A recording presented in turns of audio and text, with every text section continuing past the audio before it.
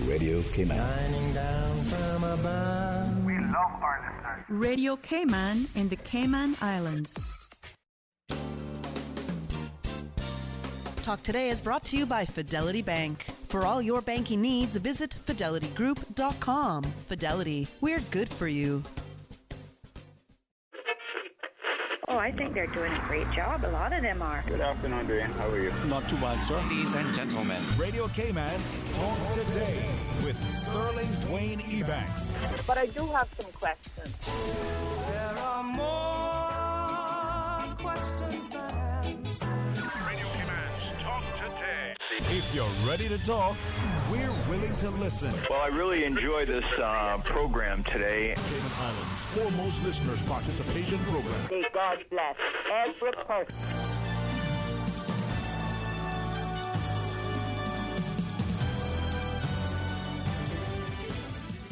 Hey, good afternoon and welcome. Thank you so much for joining us, and I trust that despite all that is unfolding in our society, that we're still, as best as we can, looking with a grateful heart. As we invite you to be a part of today's discussion, we'll start things off talking about the Golden Apple Awards. Please stay tuned for Talk Today. Radio Cayman's Talk Today, the Cayman Islands' foremost listeners participation program.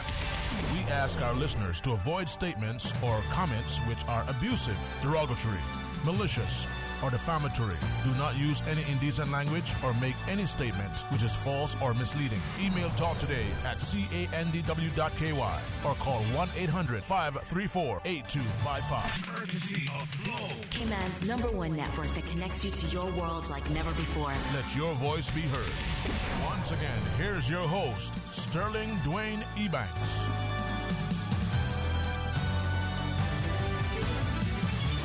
Hey, good afternoon, welcome. Thanks so much. And if I may at the outset, say a special thanks to all of our parents, whether they're biological or otherwise, all of those who invest heavily into the youth, into building our society, into instilling a sense of respect, into demanding excellence, and through their own example, continue to exhibit a true sense of servant leadership.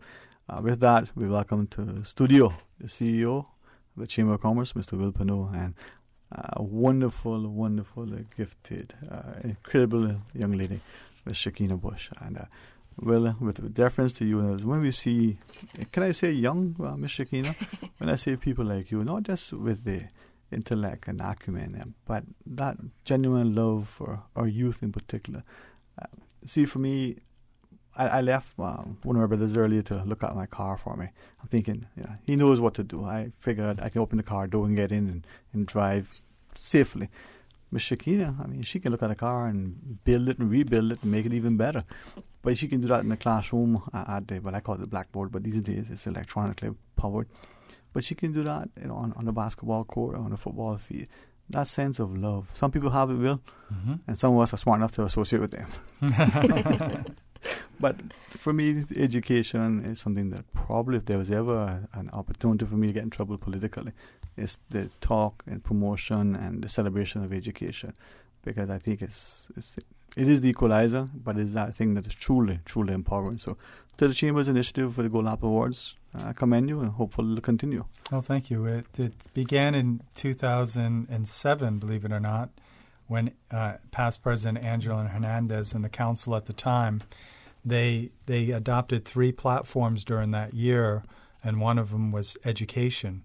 And if you recall, for those historian buffs out there, if you go back in 2007, it was about the time when we were really debating about the construction of the different Clifton Hunter High School and the renovation and the upgrades for the different high school and different things in the country.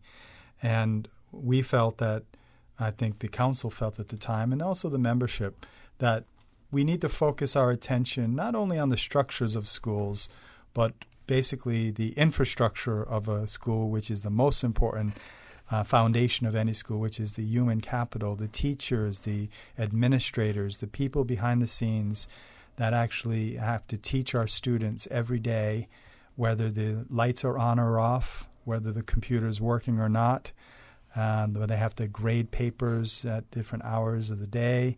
They have to create time to spend with our children, whether they have money or whether they don't, whether they're rich or whether they're poor. or in sickness and in health. It's almost like a marriage, right? I was thinking, I do. I do. But the reality is our teachers are really the bedrock of our of our society. And as you mentioned earlier, all the other professions are based on teachers who provide the the information that all the other professions really learn from. And so in 2007, the council felt that we needed to really invest our time and energy in recognizing our teachers. And so we did a red carpet event. We invited our teachers to come. And now this is the 7th time that we're doing it since 2007. We're having it at the Kimpton. And we're going to honor some outstanding educators who have been our honorees. And so I know Miss Bush was an honoree last year. And congratulations. Thank you. And again, we just like to show our appreciation to really some outstanding individuals in our community. From our perspective, when we look at education and we look at teaching in particular, there's always that teacher, that educator who leaves an indelible mark on our lives. I mean, as old as Bill is today, he was telling me, he recalls, playing with the dinosaurs. We were classmates, and we were out one day. This is a true story. We were, throwing stones, because couldn't call them rocks back then, I had some dinosaurs, little baby dinosaurs, and our teacher came over. No, I'm just kidding. But even then, you probably had a teacher there who would say, no, leave the dinosaurs alone. But that teacher that inspires and encourages and nurtures, but also sometimes, and I use this word, unfortunately, it gets malign, disciplines, and I think of it in terms of the shepherd who extends the staff, the guide. That's all it is, right? But Shakina, if I can say, I look at you with such great pride, not just because you're an educator, but you're a young educator. And I thought once at a video with your classroom, it's just being there. There's no production, there's no editing, there's no whatever it is they do these days to make things look politically correct. It's just a lesson unfolding as any other lesson. And yet the children, little young, minds ready to be nurtured, they're so taken up with what's going on. Wow, that is magical. What is it like, for you? I mean, you take each day in the classroom one day at a time, but I think the bigger picture is to also evaluate each child individually and what they bring to the table. You've often heard that, a child's an empty vessel and we fill it. And it's quite opposite. They're this vast amount of knowledge that's coming to the table, and they have their own life experiences. They have their own understanding of how they see this world. And it's a huge puzzle. And oftentimes I think we just need to help them piece that puzzle together. Yeah. And we have to provide opportunities where they may miss out in terms of where, their development happens at home, or for whatever reason they may miss out opportunities, whether it's socioeconomic background or, just a situation. Children are a product of the environment. Yeah. And we have to also look at that as educators, say they're a product of our environment too. So what can be put on the table for them to be excited about? What can we do to spark, that ignite that fire? Mm-hmm. And I can only look at it as us being lights, guiding a path that they see it, but they're not sure where to go yet. And there are multiple options, huh? Yes. Something that she shared, and I have, as a good friend of mine, I mean, he's thankful to probably traveling, so I won't hear, so I'll be careful. But he used to say, as adults, parents included, teachers, educators, we dumb down society. So unlike, the thought of the empty vessel, you're saying, they're filled. But he would say the same thing. We take out from them, dumb them down, because we try to be at their level. Now, Mother reminds us, the scripture talks about next generation being weak and wiser. These young people that come in, they have so much. How do we respond to them? And it's the teacher. That's interesting. You think about it, and obviously with the Chamber of Commerce, we have a lot of businesses. So my mindset's always about how to run a successful business and entrepreneurs and all that. And you think about a teacher's in a classroom and they have a change of their board or their staff every year. And so the reality is with any company, you have to assess how they learn and how they listen and how they react to things. But you think about a 5-year-old or a 6-year-old or maybe a 12 and an 18-year-old and how the teacher has to almost be a jack of all trades, so to speak, and understanding, there's this whole side of the class where all these students are really get it. They really are hip with what's going on. I understand things. Then you get 5 or 6 students who they really want to learn, but boy, their family life is rough and they're having some challenges at home and their attention's not there. Then you get the other ones that really just need some encouragement and just say, with a good teacher will recognize all that. But you think about that awesome task every year that they have to go through and learning a new group and the personalities and the learning practices. It's quite amazing to me. I think too sometimes, and certainly Shakina would help us to better understand the perspective. And I'm hoping every day I keep saying to people, if there's an opportunity for you to get into education, to look at other career options, even if you are,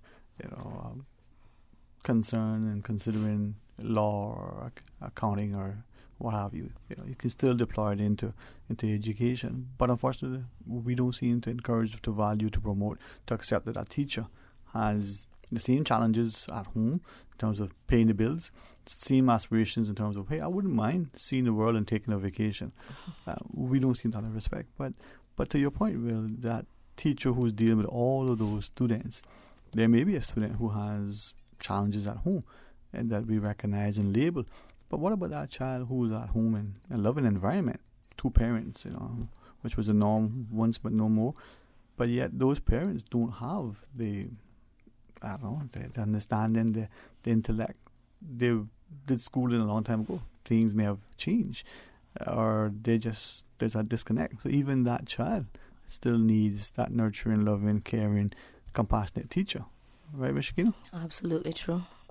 Many times you find that in the classroom, and you just have to understand, like I said, look at each child as that individual, that unique individual, and you have to cater to their needs in the classroom. The true way to see growth is to be able to allow that child to feel comfortable, to feel nurtured in that environment, for them to build a sense of self-value and self-pride, and then to know that they can feel safe in a room to ask questions and to go ahead and be a part of the activities, activate some type of knowledge. The classroom should be that one place that we guarantee that they're safe, that they're comfortable, that they're enjoying, and that's a third of their day when you think about it. So the effect size that we have on a day-to-day basis, it can happen there. It needs to happen there. Yeah, man. And thankfully, at least in your class, we've seen witness that it does happen there, and others, but there's still more. Respectfully, we have a short break to take. When we come back, if anyone listening have a question or comment who want to continue to champion education and celebrate the teachers, we invite you to. So we talk more about the Golden Apple Awards, and the CEO of the Chamber, Mr. Pinot, you can tell us more about it. Please stay tuned for Talk Today. Think about something that makes you happy. Did it make you smile? We know it did, because that's what we do at Sagicor. Put smiles on our clients' faces every day. With a large range of products to cover your family, it's no wonder most locals choose Sagicor for their life insurance needs. Serving the community for over 25 years. Let us put a smile on your face. Call your Sagicor advisor today. This is JJ the Iceman. This is JJ the Iceman. This is where the ride begins. A magical musical journey. Weeknights on Radio Command, 8 to 10. Music on Express. Friday nights, 8 to midnight. Music Express. Radio K-Man's Music Express is brought to you by Taster's Choice, home of the $3 meal special. Did you know that once properly sanitized, some tinned food items may still be safe for consumption after coming in contact with floodwater? In order to properly sanitize these tins, always remove labels, and then wash tins in a strong detergent solution using a brush to get rid of excess impurities. Tins must then be immersed in a solution made of 2 tablespoons of chlorine bleach per gallon of water for 10 minutes. Ensure that containers are air-dried before opening. For more post-hurricane food safety tips, visit the DEH website at deh.gov.ky. The Tuesday and Thursday edition of The Business Buzz is brought to you by Cayman Medical Supplies, providing quality pharmaceuticals, medical supplies, and consumer products to healthcare providers, retailers, and ultimately the patients at a reasonable rate in a friendly, caring, and timely manner. Cayman Medical Supplies is located at number 93 Smith Road, Windward Center. Telephone 949-6211. Talk today. But I do have some questions. Talk today. Cayman Islands' foremost listeners participation program. Talk today. Because there are more questions than answers. What the public is saying. Waiting to take your calls right now. Sterling Dwayne Ebanks.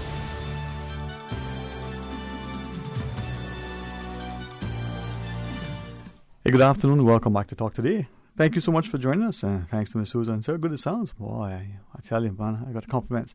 Looking like, Denzel Washington, sounding like James Earl Jones. Pretty soon I'll be just as muscular as The Rock. I mean, Christmas is going to come early for me. But that's how I feel when I get a chance to celebrate education, and I'm grateful for the company now of, if I may say, a wonderful, motivated educator who motivates us, Ms. Shakina Bush, and together with the CEOs, the CEO of the Chamber of Commerce, Mr. Will Pano, Golden Apple Awards.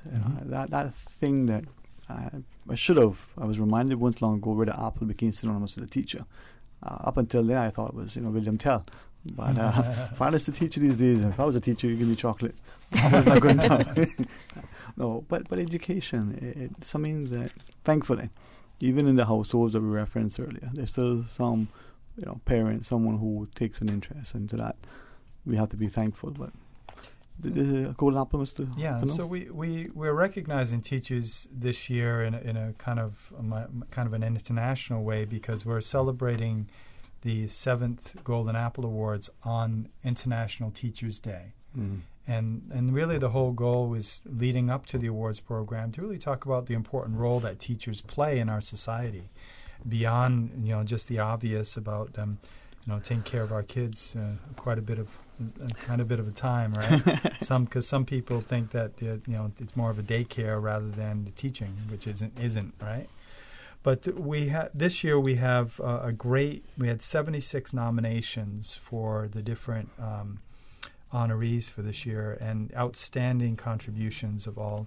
And I'm pleased to say that we actually have 10 schools that are being recognized with teachers that have been recognized as honorees, which is pretty amazing. Again, it's right across the board.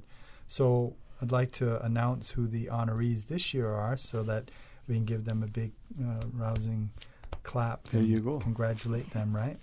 So we'll start with the principal, and there's 2 principals that are honorees. There's Claire Thorpe. She's from Island Montessori. And then we have the principal of the Cayman Layman E. Scott High School, Adrian Jones, and Cayman Brack. So those are the 2 honorees for the principal. Then we'll go on to the primary school level, public. We have Erica Powell from the Savannah Primary School, and we have Badentown Primary School. We have Nadisha Edwards Nayathi. So both of them are in the primary school teacher category as honorees. And then the primary school private, we have Kelly Cowling from the Cayman Prep and High School, and we have Allison Copeland from Cayman Academy. I'm not sure, you may know some of these teachers. Yeah.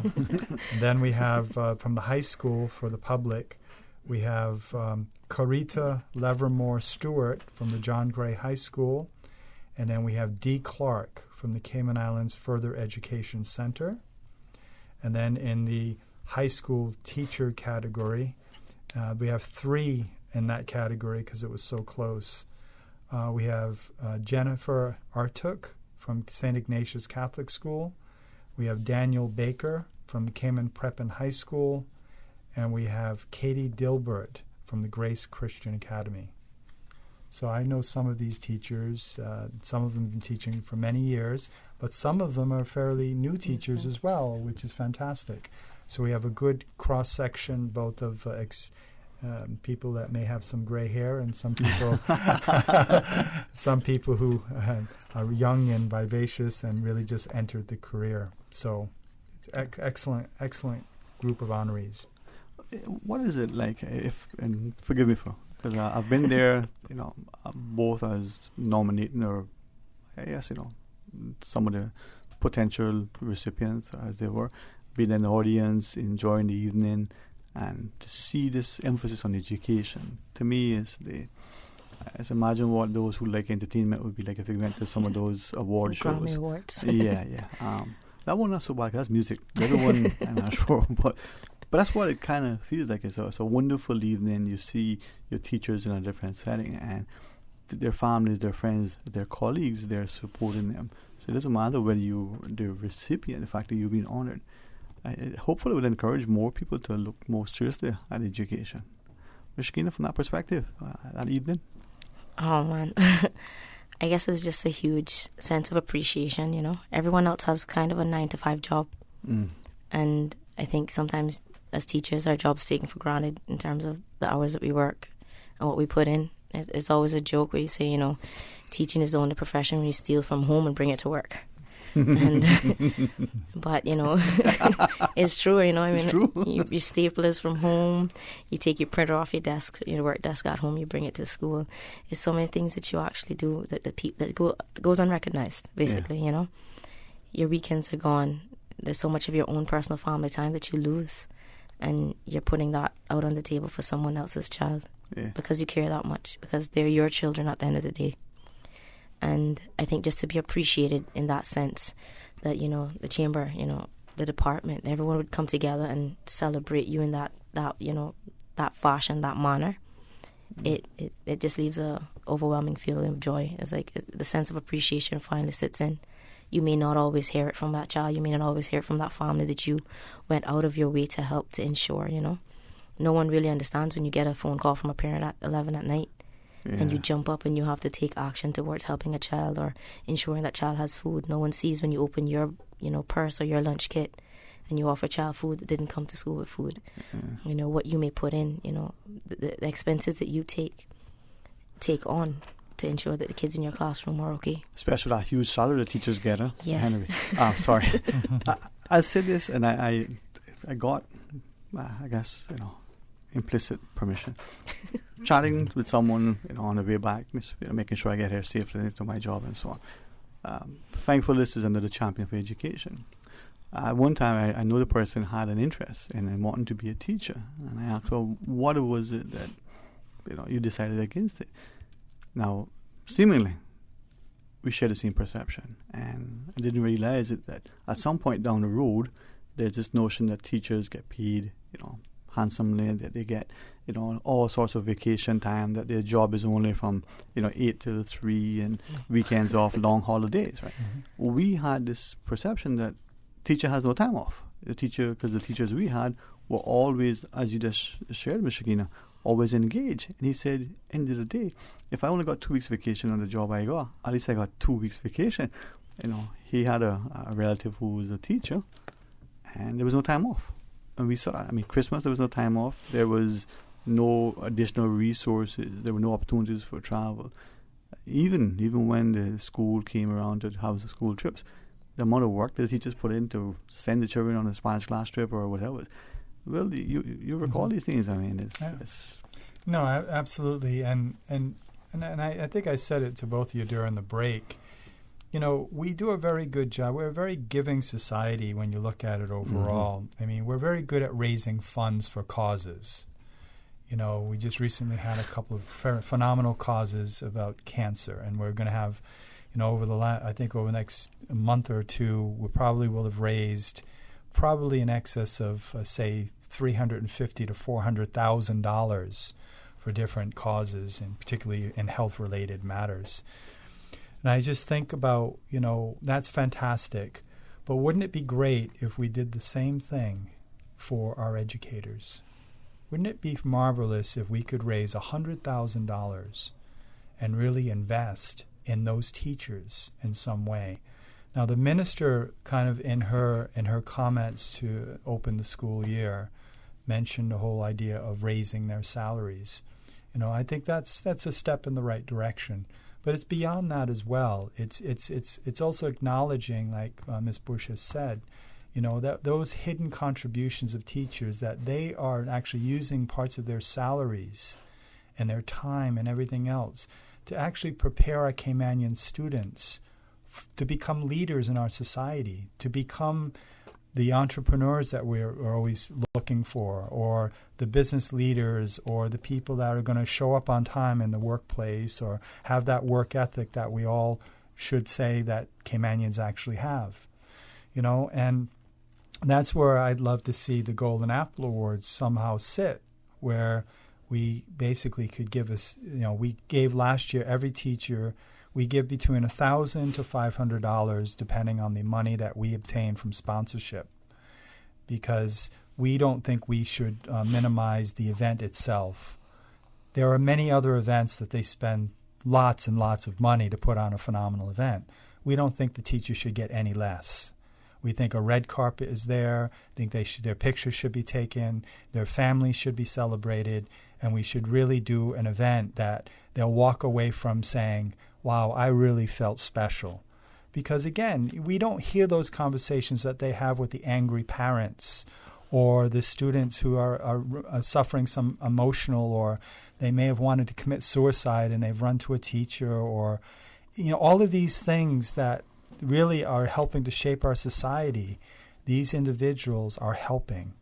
And again, I really, you know, I've been involved in it from the very beginning, and I've seen teachers cry almost like their own students when they get, you know, hurt their knee, when they fall down in the playground, of the appreciation that they feel that for the first time in their 20 years, and in some cases in our lifetime achievement, in their 40 years of education, they've actually been recognized publicly in such a distinguished way. Mm-hmm.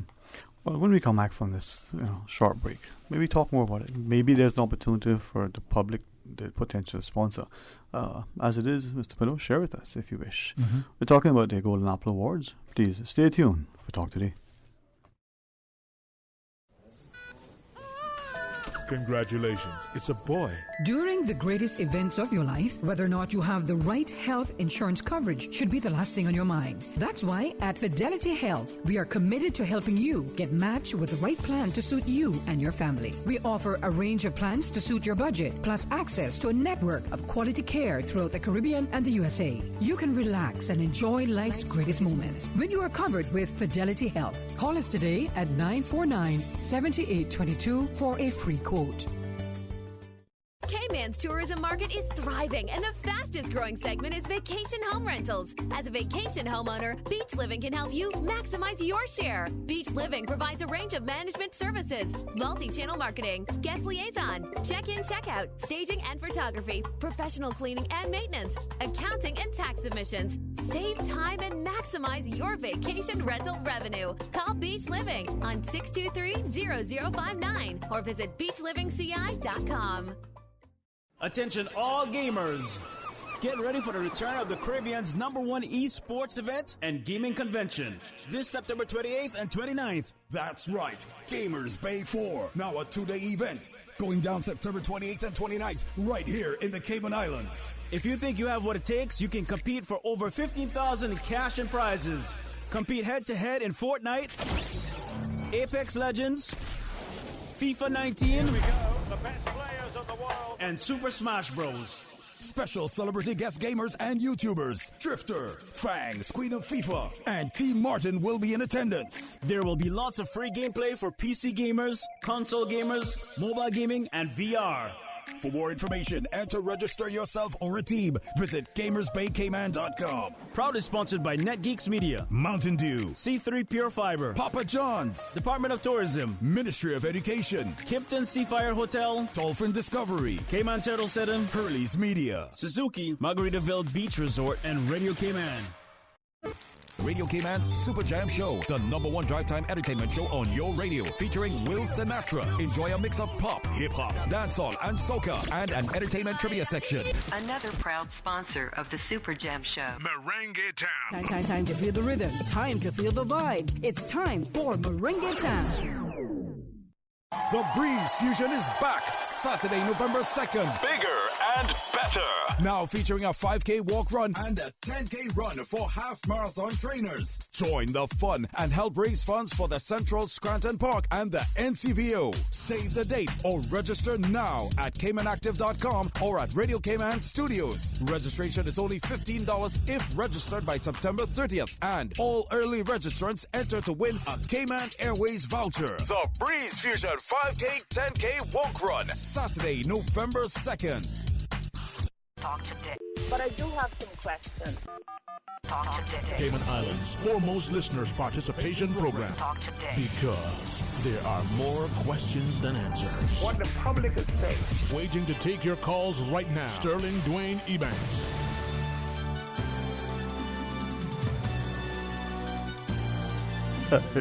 Hey, good afternoon and welcome back. And I'm honored to have a chance to chat with my guests. I say this, and again, I ask for people to guide me because there's no hidden agenda.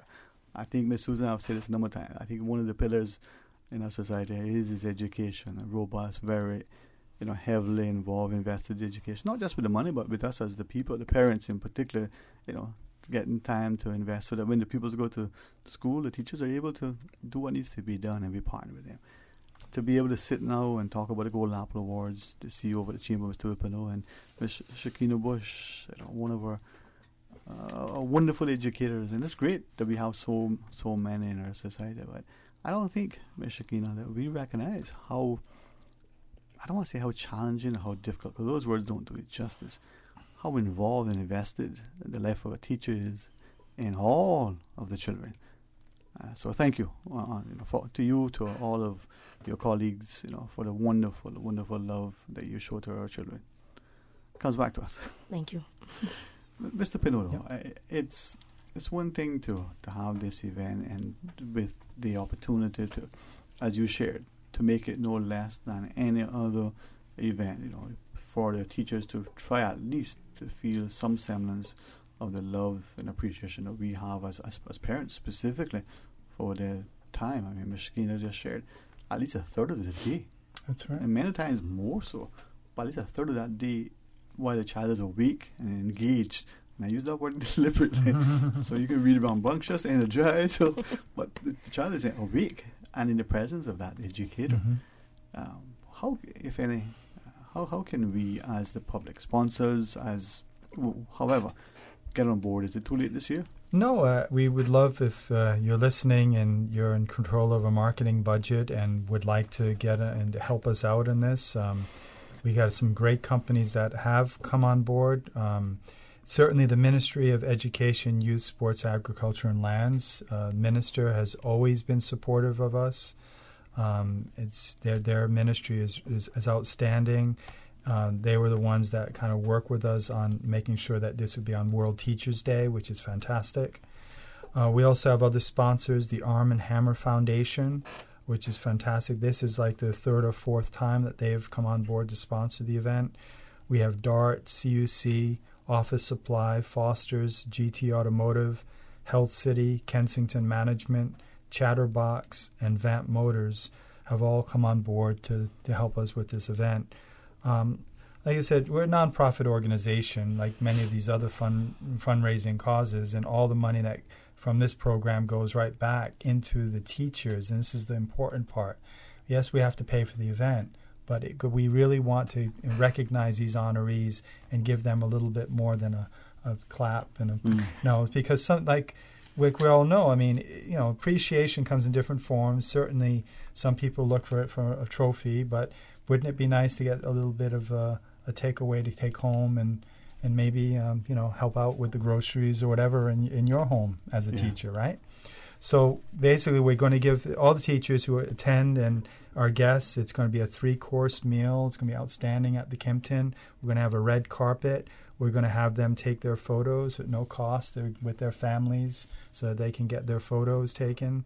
There's going to be some light entertainment. We have some excellent MCs. In previous years, we always had a teacher or a principal help us out with that, so be a bit of a surprise this year. And again, we're asking teachers themselves, come on out. We have a special price for teachers who want to come. It's $75 a ticket. And we're also just asking the business community if you want to sponsor a table for teachers so that they don't have to pay anything. We'd love that, and that would be great. Wouldn't it be great to have 300 teachers in a room celebrating their profession with the people that love them and support them? So that's really what this is about. And I'm appealing to the business community to help us out. And we're working with Tower Marketing, excellent company. They won our Small Business of the Year for our Business Excellence Awards. They're helping us in organizing this event, so it should be even better. And all the honorees, I'm looking from 2007 to 2018. We also have a Lifetime Achievement Award, which always astonishes me, but they're their life stories. So some of the people who have been honored with a Lifetime Achievement include such education icons as Isley Conley, Marjorie Ebanks, Olive Miller, Jana Lee Clifford, Nimi Sikar. All these individuals have contributed no less than 25 to 45 years of their life to education. And their achievements, and some of them are legendary in what they've done with the resources they had at the time. Because, and you would know this, in the 70s and in the 80s, the resources that the country had was probably much less than what we have today. We spend a lot more money on education today than we did back then, but some people will tell you that maybe the quality education back then, because of the teachers' quality and what they was as good or better, And for a variety of reasons, I don't know. So maybe it's the approach to teaching has changed, or I don't know. Yeah. But it is remarkable if we were to do even just casually a quick comparative of education systems across the globe and the different sort of approaches to education. And when you think of the countries who have, even Canada, I'm told by those who know more about the system, in the early days decided, hey, we need to look at our education system. It may have taken them a couple of decades, but they're moving on. Even now, with the impending strikes that they may have with the teachers and the like, you still see a devotion. Likewise, whether you're in the eastern countries, whether you're in Asia, or whether you're in some of the Nordic countries, if you invest in education, if you have, as a society, a very healthy respect for educators, we can see the approach. And I think, Ms. Shakina, there was sort of the poster child, I believe, unfortunately, it falls to you. But if a society doesn't value respect, doesn't encourage and nurture, pretty soon we won't have, whether it's educators in the classroom, whether it's our nurse practitioners, healthcare facilities, or whether it's talk show hosts. I mean, we don't have those guys. No, I jest, but congrats to you and to those who have thus far been willing to weather the storm. Thank you. Mr. Pino, when can we get tickets? I mean, do we get them at the door? Do we buy them beforehand? No, you can go to Event Pros. They have there's a golden apple icon there, so you can just click on that and you can purchase your tickets. Businesses, if you want to sponsor a table for teachers or become a presenting sponsor, we'd love to hear from you. Again, what we try to do is to try to get the business community to kind of adopt a kind of an award that they would sponsor every year. So it could be high school teacher, private school, or primary school teacher, public, so that they can say something about the important role that teacher plays. And then we have it broadcast as well. So we have Cayman Spaces that was broadcast, or we got Carl to record it so that we can put it on different youth social media channels so people can see the award. Last year, your speech, for example, we're going to be sharing that on social media, your acceptance speech. It's, again, when a teacher receives the award, it's very emotional because it's recognized because it's the students, it's the parents, it's their colleagues, it's their principal, because everybody who is on this list for recognition has been vetted by the education process. So it's their principal, for example. Just like any profession, we have to make sure that people who are nominated don't have any disciplinary action or anything else on their record, so that these people going forward are some of the best according not only to the ministry, but also the private school principals and everybody else that assess them. So again, outstanding individuals this year.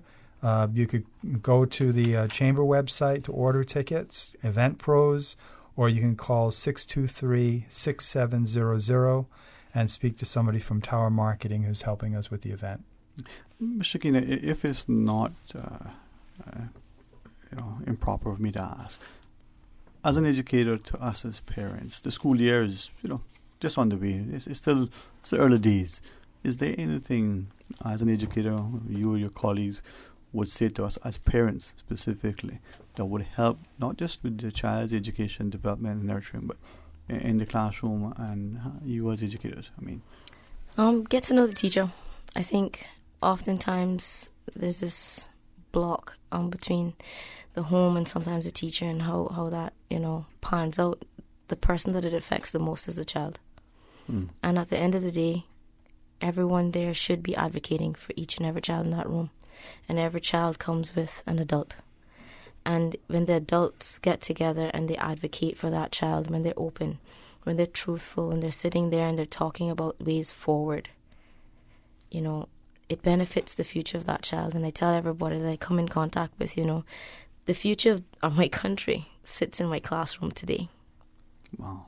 Powerful, eh? So when you take it to that extreme, you want to do what's right.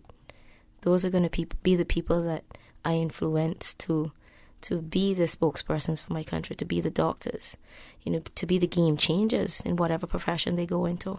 And you want them to have a voice. You want them to be heard. You want them to feel confident. You want them to be filled and have that instilled sense of pride. Wow. So as a parent, then reach out to your teacher. Reach out to your teachers. Talk to them. Discuss what the ways forward are. The system's promoting the new curriculum, and it's come with a lot of resources. Where teachers are extremely happy right now in terms of what we're getting. There are a lot of good changes that are going on. People are starting to place that eye on the education system. So now's the time that we can take that step forward and speak up and be a part of something big. And that big part is our children and their futures. So. Wow. Get involved. Career changes. Mr. Pinochet, congrats to you and the Chamber for continuing to champion, the Gold Apple Awards. Hopefully, as individuals, as corporate entities, will continue to come on board and ensure educators that they're valued, they're appreciated, not just from the handful of us who may do so, but for the society. Any final thoughts, Mr. Pinochet? Just encourage people to attend. Show up on the Saturday, the 5th of October. If your school is listed here, or any school, go and hear the stories, interact with the teachers, and get to know them. I think you've nailed it. Parents, beyond just your son or daughter, they're taking care of other people in the classroom as well. Interact, and show that you really care. Indeed. And again, Saturday, the 5th of October at the Kimpton, and we'd love to see all parents and particularly a lot of teachers and educators there. All right. Well, thanks again. And again, Ms. Shakina Bush, congrats to you. Thank you. In particular. All right. We're going to pause and take a break. When we come back, let's continue focusing on education. And stay tuned for Talk Today. Radio K-Man. Radio K-Man's newsroom. These are the biggest stories right now. The Department of Environment is urging residents not to dig up turtle nests. The DOE says a video circulating on social media earlier this month appears to show an individual or individuals digging up a sea turtle nest and encouraging the hatchlings to crawl along the sand toward the sea in broad daylight. A local marine research officer says by digging in turtle nests before they naturally hatch, baby turtles can be removed before they're ready to go to the ocean, making them less likely to survive. In international news, Boris Johnson's decision to suspend Parliament was, quote, unlawful, according to the Supreme Court in the UK. Mr. Johnson suspended or prorogued Parliament for 5 weeks earlier this month, but judges said it was wrong to stop MPs carrying out duties in the run-up to Brexit on October 31st.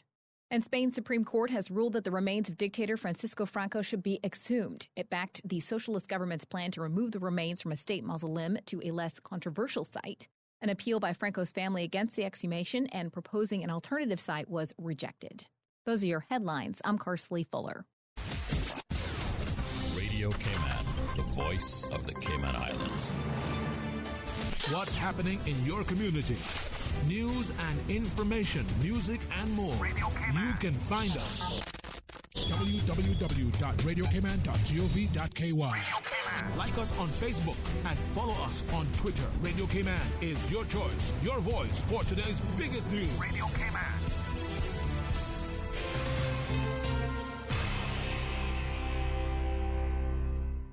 Aw, look at you, killing it at this parenting thing. Ever had a moment where you had a horrible day at work and you overindulged with alcohol? Or when you spoke out loud about how badly you needed a drink, not realizing your child was in the back seat? Parents, you have a significant influence in your children's decision to experiment with alcohol and other drugs. Let's reduce underage drinking and substance use amongst our youth. It starts with one conversation. This message is brought to you by the National Drug Council and Radio Cayman. For more information, log on to ndc.ky.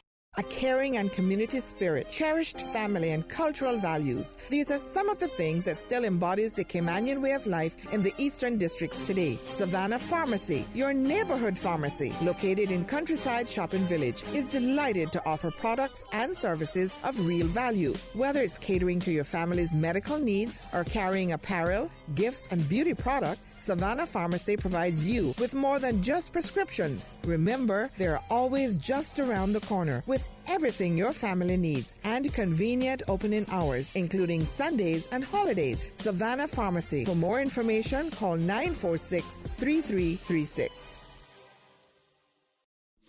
Your favorite event of the year is here. A.L. Thompson's Home Fest is this Friday and Saturday. Come and take advantage of deep discounts on fans, lights, outdoor furniture, paint, bath and kitchen fixtures, cabinets, windows, doors, and much, much more. Enjoy 15% off on trusted brands like Kohler, Delta, ClosetMaid, and Valspar. Take up to 20% off KitchenAid and Whirlpool appliances. A.L. Thompson's Home Fest is the place to be this weekend. Don't miss the incredible deals on the trusted brands you love at Home Fest.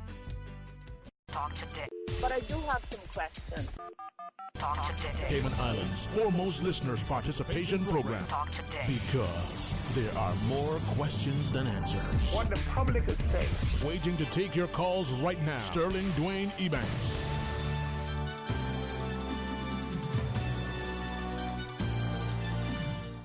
Hey, good afternoon and welcome back. Thank you for joining us.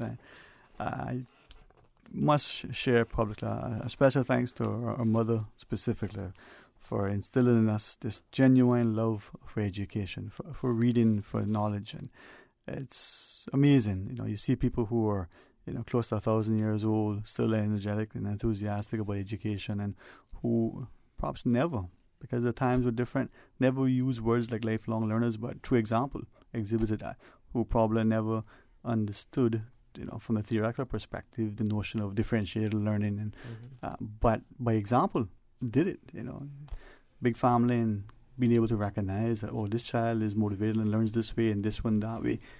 That is the sort of approach to education we have. And as we continue now, to now talk about the upcoming UCCI STEM conference, a chance to speak with the acting director for marketing of UCCI, Ms. Christy Anderson, and together, you know, with the STEM specialist, you know, Mr. Stephen Dubois. Dubois, you got it right, that's it.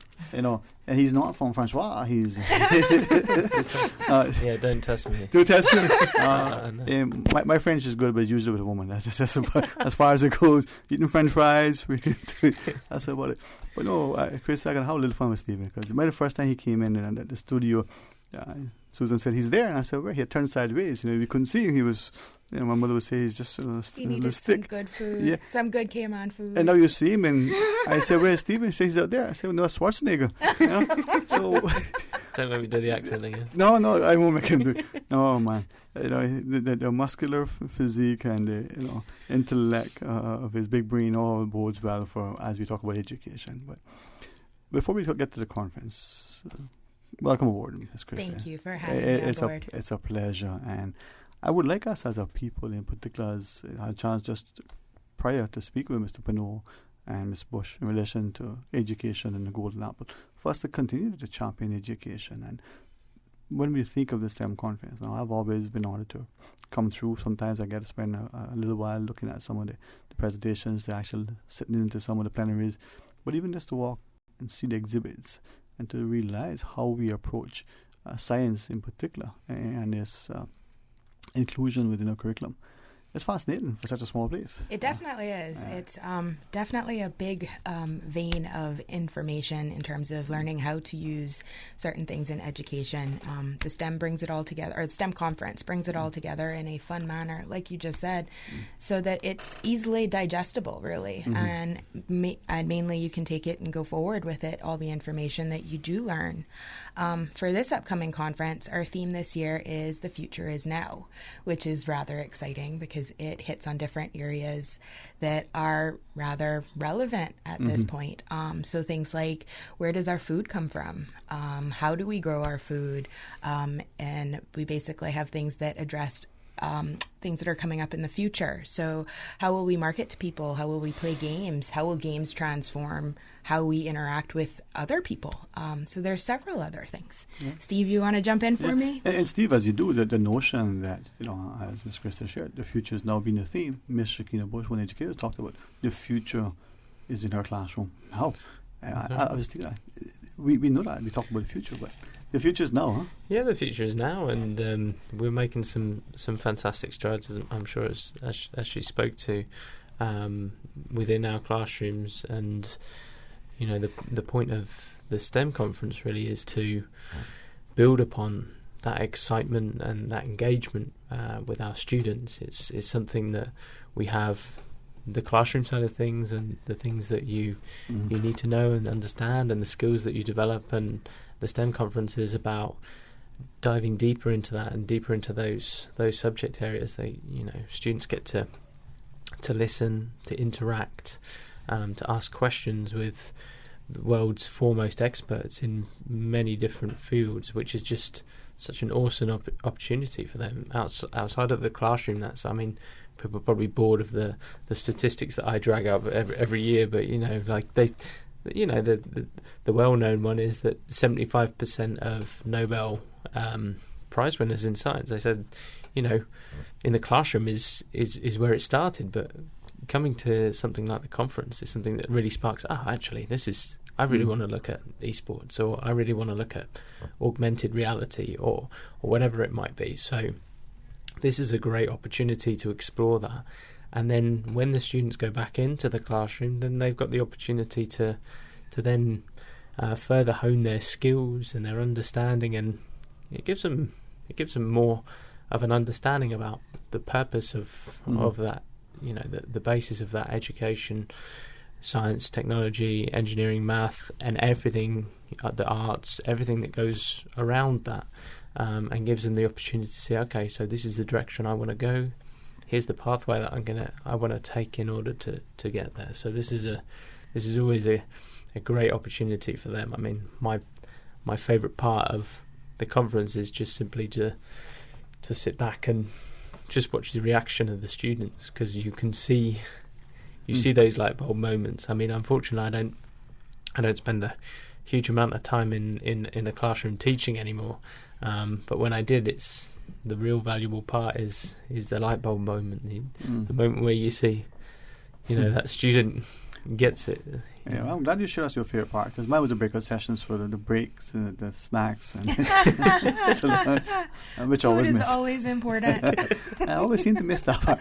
No, but I share to say that the fact that you do mention one of the things is about our food security, not just how we are sourcing our food, but are we growing it, and the potential impact, and the notion that as we look at how technology is transforming society, but then how society itself is responding to that technology and asking for it. The parent today who says to the child, put on that video game, and I'm probably not the only parent who said that. All of a sudden there's a news piece saying, oh, child A has just won $2 million playing some video game, right? Or that. It's hard to tell them to put them down after that, isn't it? What's no future now? You're not going to make any money from that? Yeah, really? All the competitions? I don't think you're right. And you look at I'm kind of fascinated with it. I sometimes would think I would actually like to be a spectator in an audience, just like you would to a sporting match. but you see these drones being flying in competitions and the obstacle courses. And then you watch as battle bots, as it were. And these things are being built by adults to exacting specifications with some significant technology being leveraged. Then you fast forward and you call it augmented reality, but that idea of using artificial intelligence to do certain things, from surgery to how do we manipulate markets and algorithms for elections. Sorry, did I say that? Oh wait, sorry. Get my notes. But these are the realities, right, Steve? Yeah, I mean it's a good point. I had my small anecdotal story here is I have somebody who I work with in the ministry, and occasionally we pass each other, and if we've got a cup of coffee, and I say to him, I'll just say one thing to him, just something about artificial intelligence, and I just see it blow his mind, and he doesn't know how to. He's like, "That's really scary. That's really terrifying." I said, "Yeah, but it could be real. So we need to make sure that we deal with it in the right way." And I mean, yeah, when you say, augmented reality or virtual reality or artificial intelligence, there's a certain kind of taboo that's related to that. But I mean, I think the important thing is understanding it. In a recent report that I think it was KPMG produced, to saying that artificial intelligence as a whole is going to be worth $1 out of every $5 within the next 5 years, which is that's incredible. That's pretty powerful stuff. Yeah. And being able to understand what that means and how students can follow a pathway that looks into their interests and developing that. It might not be particularly from the financial aspect. It might be, like you say, from a robotics perspective. It might be from an arts perspective. It might be from a literacy perspective. I mean, it covers all of those different ranges, and it is exciting for students to be able to see that and explore that. And I think the STEM conference, I believe, Ms. Susan, we have that break to take in a second, but when we do, we can speak specifically about it. But the conference allows us to see how the science experiment in the classroom has gone from the bean in the cupboard going towards the light to now, you open the cupboard and it pops, Terminator-like sort of transformer. Comes out and gets you and starts talking to you. Hello. Yeah. Welcome to your classroom. There you go. And that's the beauty of it. But then how do we as a society respond to that? How do we devote the resources? How do we engage the children and all of the different areas, and not just looking at it from one perspective, but appreciating that behind it there is engineering and there's the math, but there's also the artistic approach. So you want us to take that break, Miss Susan? No? All right, perfect. I just love it. Hey, she is the boss, man. I tell you.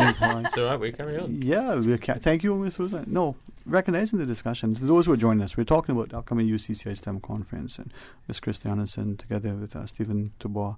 I was remiss of me. When is the STEM conference?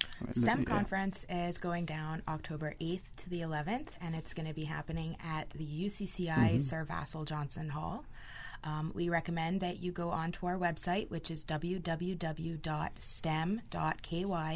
to locate the schedule of events that will be going on and also to register for the event. You can register for the entire event for $150, which is a great price for the amount of information that you're going to be receiving in these 3 days. There are so many things that we're going to be having going on during that time. And just to step outside of that for a minute, we have a vlog competition for students, ages 7 in year 4 through year 11. As he sends me my piece of paper. Thank you. But yes, it's from year 4 to year 11, and the idea behind this is because we are embracing the future, and most children have cell phones nowadays. It's just a part of where we are in this timeline. We want to embrace this, and we want to ask kids to actually make a 2-minute vlog of themselves and tell us how they feel about the future. Is the future now? How are they surviving in the future? Or what big thing have they spotted right now that they can share with us. And that competition allows the winners will get some programmable robots. Individuals will win programmable robots, but a school prize is a set of fold scopes, which I recommend that you Google that, fold scopes. They're very cool, and it's very fun, and your whole class gets it. But it's a great competition, and you'll be able to participate in the conference itself and be able to see your vlog up on the screens that we have around the hall. So it's a win-win for you all around. And if you do want to enter that, our deadline is September 30th, and you have to submit your video file to agayle, AGAYLE, at ucci.edu.ky. And again, its deadline is September 30th, and all you have to do is submit a 2-minute vlog with the theme, The Future is Now. And it's a great way for students to actively be involved in the conference. It's amazing. I recall earlier the competitions that the STEM conference would have, and it was, you write, you draw, there was art. Now it's technology in terms of, and just the words that we use. I mean, the first time I saw that word VLONG, I'm thinking, how do I spell? What is that word? Is that some sort of, right? And then nowadays it's just part of your language, isn't it? Yeah. It's how we speak. And we're not even in the Nordic countries where that may have been part of the thing. Just the words, our language has changed, and as a parent who is probably north of 40, north of 50, may be challenged sometimes with getting. Now, thankfully, there are some who are very much okay with all of the words, but it just shows you again how the younger generations are responding and are changing, transforming, as it were. And I think this is a really, for me, I really like it because, I feel like I've missed the boat in terms of becoming YouTube famous. I think you have. That is a shame, but I'm gonna have to take that one on the chin. But I think that the beauty of this competition is the fact that we're engaging students in a way that education is moving. Mm-hmm. We move towards as we incorporate more and more technology into education. You can do entire degrees, masters, PhDs online these days. So we're trying to incorporate that idea of information gathering and this really what is like new age learning about students who want to find out about something outside of the classroom. They don't necessarily want to wait until Monday morning to go in and ask their teacher about X, Y, Z. What do?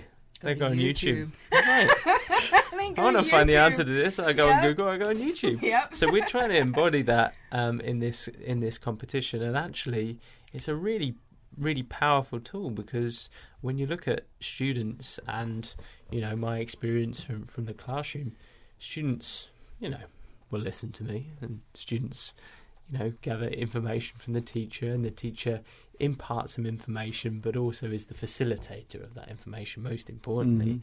Mm-hmm. But what they really value is they get information from their peers. And you tell them something, and that their peer disagrees with, likelihood is that they want to say, no, but Johnny said that actually it's like this. So it's a really good way for engaging them in using that in a meaningful way. This is a way for us to capture video learning and video representation of what it is that they think and they feel, and based upon their own research as well. But I think too, as policymakers and as parents, as politicians and even as pastors, the notion that our pupils are going to access information this way, how do we engage them? How do we ensure that what they have is accurate? With great respect, Mr. Steve McFeed again said recently the idea of the sort of revisionist theory, those of us who want to revise history to paint a different narrative. If we don't ensure that there's accurate, credible information, when we did research, we had to reference something and we had to ensure that the source was credible, that it was a verified source. Nowadays, anything is cited as being accepted, even if it's not even legit. You pick up one of the data sheets and you realize, no. Right? Yeah. But the future is now. And that is what is transforming societies. And I'm sure many students out there are now appreciative that Wikipedia is sourced.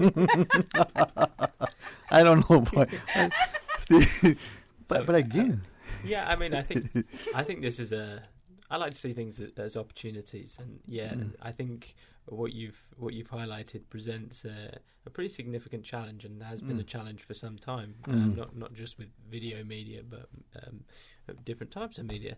And I think what's really important for students is skills. I'm all about skills, and I think that is absolutely vital. Whether they're in primary and reception, all the way through to postgraduate, you use a lot of the same skills. And one of those really important skills is being able to sort information and to say, this is information that's presented to me that somebody's made a video on, somebody's written an article about. Now, can I trust it? Is it verifiable information? And that's a really important skill. And by engaging students with this, it's a good way for them to be able to tell. Because let me tell you, there's no better critic than a student. If you do something wrong, they will tell you about it, trust me. So that it's about honing and developing that skill, and them not being able to take things necessarily at face value and to say, and to ask the question, but why? But isn't that what we're talking when we say, become a critical thinker?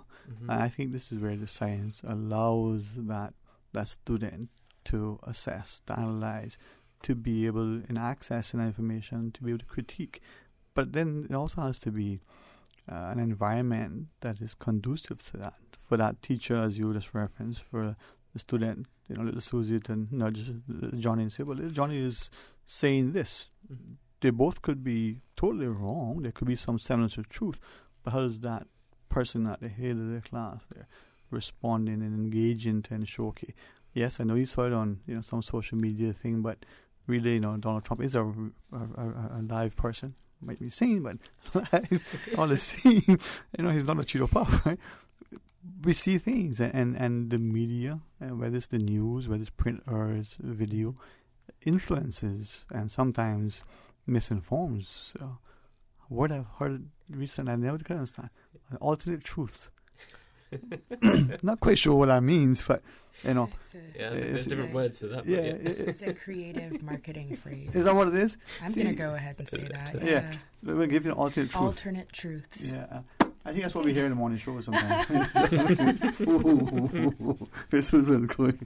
No, but I say that because I want people to perk up. I want people to start to critically think, respectfully. And I think the STEM conference, if you take it part of your lunch, if you register, if companies are able to see it being beneficial, not just to the educators, but to the HR personnel, to some of their prospective, junior staff who may be, instrumental in moving the organization forward.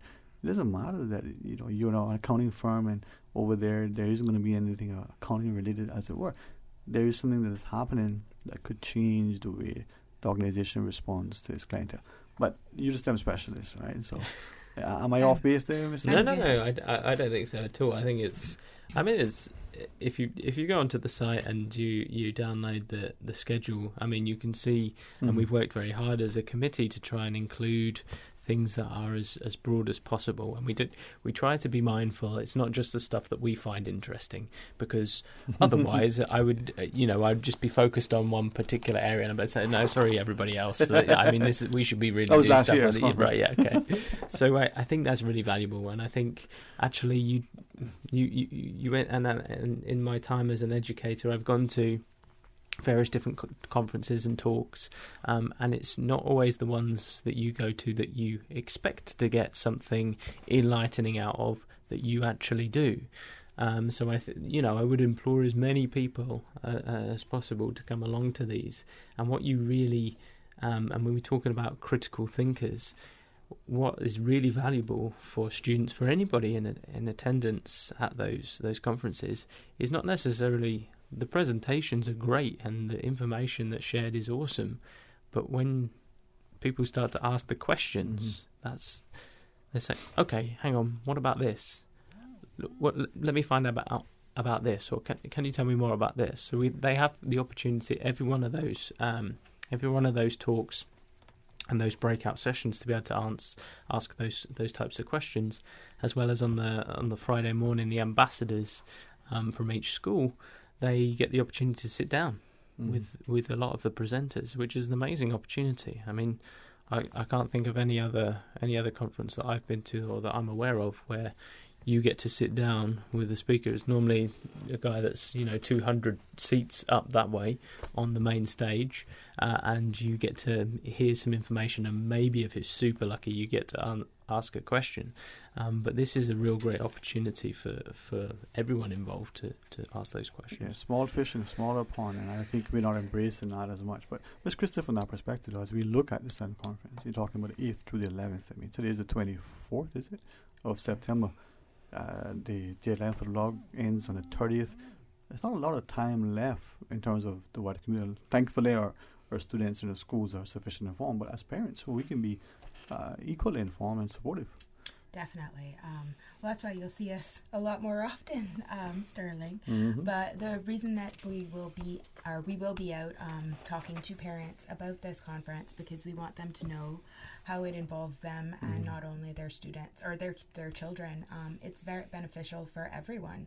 Everyone can have some form of light bulb or experience, or even come out of it with some form of innovation, like you said, to take back to their workplace that wasn't considered before. It's definitely something that is beneficial to everybody: students, parents, teachers, anybody in the workforce.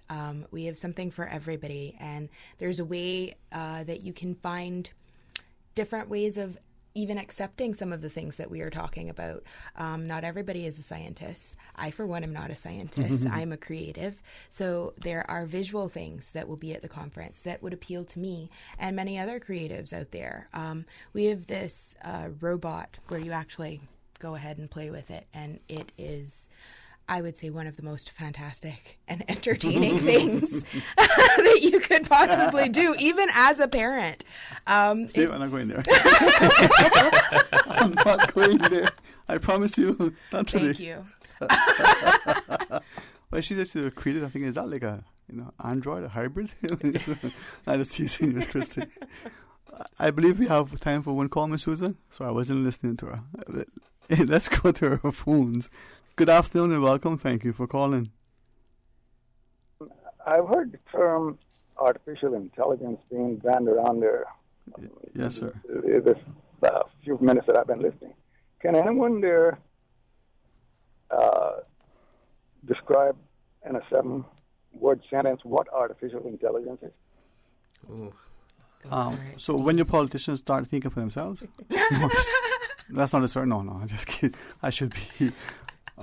Steve, you're everyone's looking at me as if that's my question. Go for it. That's a really difficult question, I have to say, because there are actually many different layers of artificial intelligence. And I know this does sound like a very, very fluffy answer.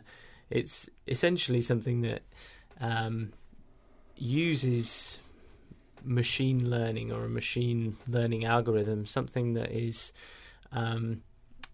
based upon, it receives data and it essentially modifies itself, whether it's a program, a particular algorithm, or that's something that's plugged into something wider like a robot.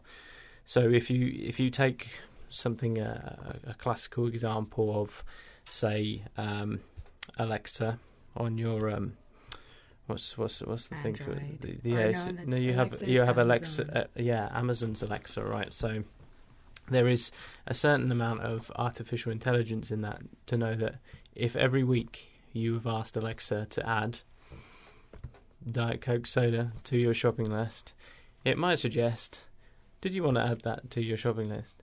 So there's just a simple example of that, and I haven't done that justice at all, because actually it's something that is, and I'm sure somebody will call in and say, oh, hang on, no, actually you're wrong. That's you've got it totally wrong. But I mean, essentially, that's what it's in reference to, and we want students to be able to ask those types of questions to our experts, and I certainly don't pretend to be an expert in artificial intelligence, but the conference is a great opportunity for them to kind of ask anybody to ask those types of questions, and to be able to speak face to face with the presenters about anything that interests them like that. 7-word sentence, but I don't know if there is such a thing as artificial intelligence, because all intelligence in the universe, I think, comes from the Lord to us.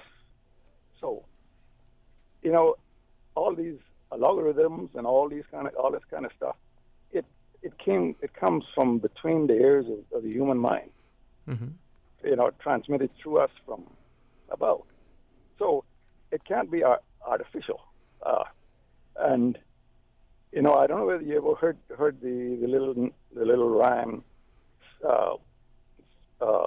Somewhere out in empty space, long before the human race, something stirred. Intelligence was born. Life became a master plan, and it goes on and on. So I think the artificial intelligence part is being a little bit played up. About, I guess, 55 years ago, I was involved in an IBM project looking at voice recognition, artificial intelligence, of course, where you'd speak into a microphone, and you'd have those days some kind of electric typewriter actually determining what this voice had said and printing it out on a slip of paper. Wow. So I think artificial intelligence, there's a lot of things happening within the IT world, within the 0 and 1 world, but artificial intelligence, no. It all comes from above to us, who is not artificial. Mm. And we promote that then into the wider world through computers, through whatever you have. 55 years ago, what we're doing on a little Samsung or Apple iPhone here, it took a building 65 by 70 feet long and probably 15 feet high to house the infrastructure to do what this little cell phone or a cell phone can do today. So, let's say, call it man intelligence, man-woman intelligence, but artificial intelligence, no. So you can find the rest of that rhyme, and maybe that will enlighten you a little bit. Mm. Okay. Yeah, thanks very much, sir. Thanks very much. And I think it's the STEM conference on the 8th through the 11th, Ms. Christie. People can get registered just as we wrap up. Get registered at www.stem.ky, and it's $150 for the entire conference, so it's a great price. And it will be happening at the UCCI Sir Vassal Johnson Hall. We have an opening reception and keynote speaker, which is happening on October 8th at 5:30, and that is free to the public to attend. And again, that's on October 8th, starting at 5:30. And we also have a family fun afternoon, which is going to be happening on Friday, the October the 11th, from 1:30 to 4:30. And again, that's free to the public to come out and enjoy the very end of the conference, the very beginning and the very end. And trust me, it is very fun. We have hundreds and hundreds of students that come along, and we have all kinds of exhibits on robotics and Lego, drones, sea perch, the STEM camp projects, astronomy, liquid nitrogen, coral bleaching, all manner of different exciting things that kids can get or kids and adults actually can get their hands on. One thing I wanted to add as well was linking into our educators. We actually are using some of their expertise that's coming in, as well as expertise that we have on island as well. On Wednesday the 9th of October from 3:30 to 4:30, there will be a session that's delivered on using mobile apps and games in education, which stands to be a very exciting session, and that's by Dr. Sao Lu. And on the 10th, we have 3:30 to 4:30 again. Mr. Von Ryan Abrantes is talking about the skills-orientated classrooms and going beyond examinations and looking at specific tools that teachers can use to help improve our students, and that's what it's really all about, is about the outcomes for our students. Indeed, the future is now. That's right. As Ms. Shakina shared earlier, the fact that in front of her classroom, then and there, that's right, is the now of the future. Yeah. Well, thank you both very much. Thank you for having us. Thank you. Trust this will be another wonderful conference, and the public starts to continue, starts and then continues to embrace education, or teaching and learning. Enjoy the rest of your week. Thank you. Enjoy Thank it. you. Same to you. All right. Oh, man. Thank you. I We look forward to seeing you there. Yep. All right, we're going to pause and take a break. And when we come back in our continuing partnership with our friends over at the Health Services Authority, we invite you to join us. Please stay tuned for Talk Today. The time to invest in Cayman Brac is now. Contact Paradise Realty to invest in your future today at 925-7275 or email info@paradiserealtycyb.com. The Breeze Fusion is back Saturday, November 2nd. Bigger and better. Now featuring a 5K walk run and a 10K run for half marathon trainers. Join the fun and help raise funds for the Central Scranton Park and the NCVO. Save the date or register now at CaymanActive.com or at Radio Cayman Studios. Registration is only $15 if registered by September 30th, and all early registrants enter to win a Cayman Airways voucher. The Breeze Fusion 5K, 10K walk run, Saturday, November 2nd. Sometimes having a middleman is not a bad thing, especially when it comes to insurance. Do you know that when it comes to cost, ease, speed, and peace of mind, insurance brokers ranked higher than when customers buy direct? So, for all your insurance needs, call Fidelity Insurance. We're the middleman you want. Call us today at 949-7822. Fidelity. We're good for you.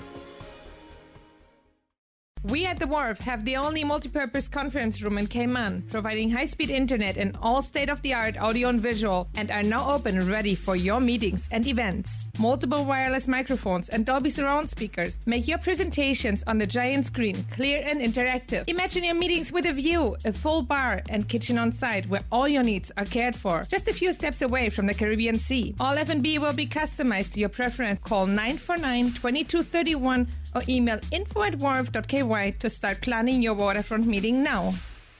I've got some beautiful clothes. I know just where they go. Puritan Cleaners. Puritan Cleaners, serving the Cayman Islands for over 60 years. Take advantage of this fall special from now until 31st October, offering owners special 12% off all prepaid orders, $20 and up on all household items, plus ladies and gents apparel. This offer is good at all our stores. Savannah Countryside, 946-1884. Elgin Avenue, Georgetown, 949-2452. Eastern Avenue, Georgetown, 949-7104. Drive-through, rain or shine. Puritan Cleaners. You feel good when you look good. Support our port, support our tourism.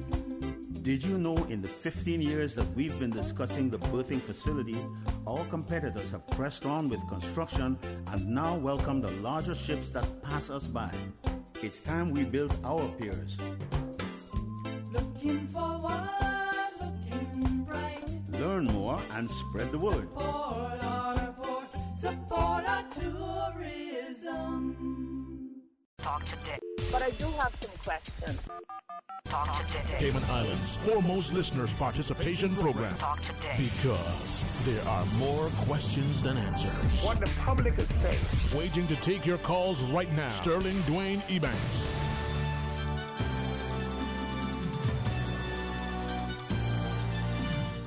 Hey, good afternoon and welcome back, and thank you so much. Wow, today is indeed a terrific Tuesday because I got a chance to focus on two, in my mind, the two most important pillars in any society.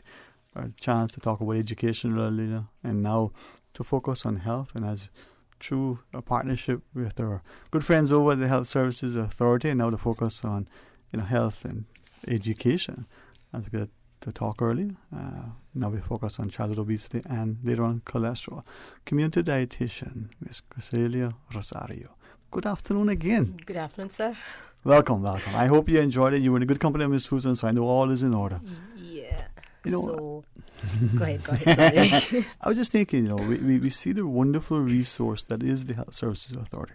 Mm-hmm. We see the incredible passion, but also that strong desire within your colleagues to ensure that the wider public not only has access to great health care, but information. And as you share information through forums such as this or other public presentations, sometimes to schools, sometimes to businesses, sometimes at community health fairs and the like. Right. We have this resource to us. So I'm glad that we're taking advantage of it and learning and benefiting.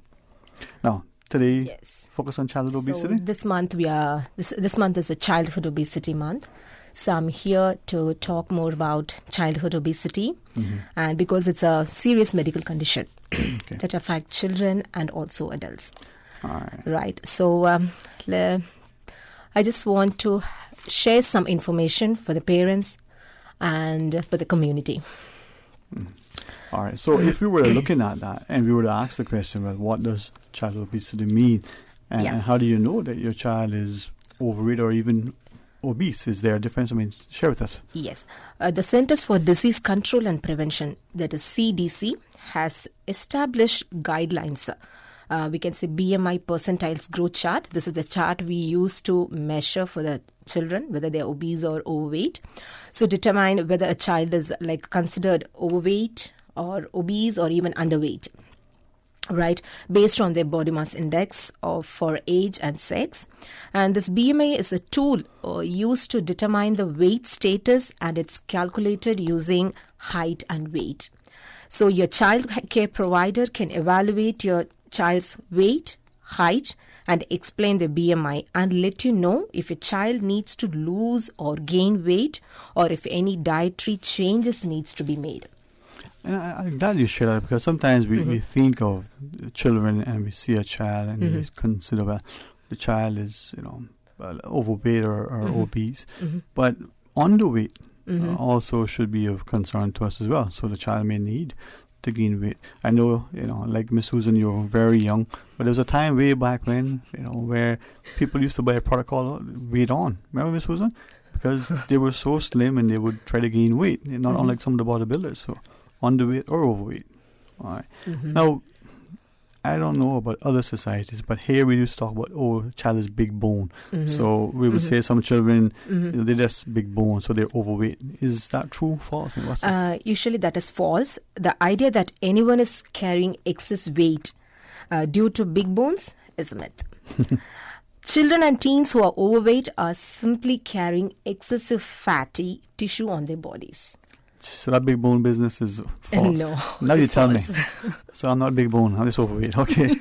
All right. And you had to come on a Tuesday to tell me that. All right. Now, what are some of the factors that would contribute to weight gain and in particular obesity in our children? Yes. There are so many reasons why a child may be obese, including medical or genetic ones, while some children gain weight because of the medical reasons, such as an underactive thyroid gland or other disease. But in most cases, children are obese, overweight, because they eat unhealthful food and lead a sedentary lifestyle. I just want to discuss about certain major important factors. The first one is eating behavior and physical activity. Lack of physical activity and missed breakfast. Okay, so let me brief you about how this eating behaviors leads to obesity, childhood obesity. Eating behaviors, I can say, such as eating larger portion and unhealthy food types, frequent snacking, especially snacks which is high in fat, sugar and salt. Okay, and eating meals away from home very often, not homemade foods, and drinking sugar-rich beverages such as soda, fruit juices. Even though it says 100% fruit juice, it's not 100% fruit juice. They always add high fructose corn syrup. This is used to sweeten many soft drinks. These are the contributing factors becoming overweight, and the other most important thing is physical activity. So not enough physical activity. People of all ages to gain weight when they are less active. So exercise burns calorie and help you maintain a healthy weight. Children who aren't encouraged to be active may be less likely to burn extra calories through sports, time on playground, or any other forms of physical activity, especially video games, television, computer, mobile devices. These have replaced outdoor play and group sports. This is an important problem in childhood obesity. And missed breakfast. So you may wonder how come not eating leads to gaining weight. Mm-hmm. Children nowadays are missing their breakfast. Not only children but also adult. They usually skip the first meals. Breakfast is really important, the most meal of the day, especially for kids. Breakfast gives kids the energy to start their day, and it improves learning and behavior as well. When your kids skip breakfast, they tend to be so hungry by snack or lunchtime, so they overeat. Yes, and the last reason some children become obese because their parents don't know how to choose or prepare healthy meals for them. We talked about it last time briefly, the fact that as adults, as parents now, we're not that comfortable in the kitchen. We don't, even make time to try to learn. And we believe that it's difficult to go into the kitchen to prepare something, much less something healthy. So some cooking classes are an offering, I think. But if I can just go back to what you were sharing, the idea of missing breakfast. Some of us would understand by you breaking the fast. Yes, exactly. Yeah, 2 weeks ago I was discussing about the breakfast. But it's a first meal of the day. I usually recommend everybody should have their breakfast, healthy breakfast. I think 2 weeks ago I said not donuts or patties as a breakfast, healthy breakfast. Something good that would stay by you. Right. And as we get ready for our first break of the segment, and certainly invite people to listen, maybe we can talk more about the diets and the like, but should that breakfast be, forgive me, I'm learning as well, I'm thinking back to what our parents gave us, should it be something that is laden with protein, or should it be complex carbohydrates? Right. What should that breakfast look like? I can say at least having high fiber breakfast cereal instead of sugary breakfast cereal. Nowadays, commercially, a lot of breakfast cereal are available. So choose which has more fiber.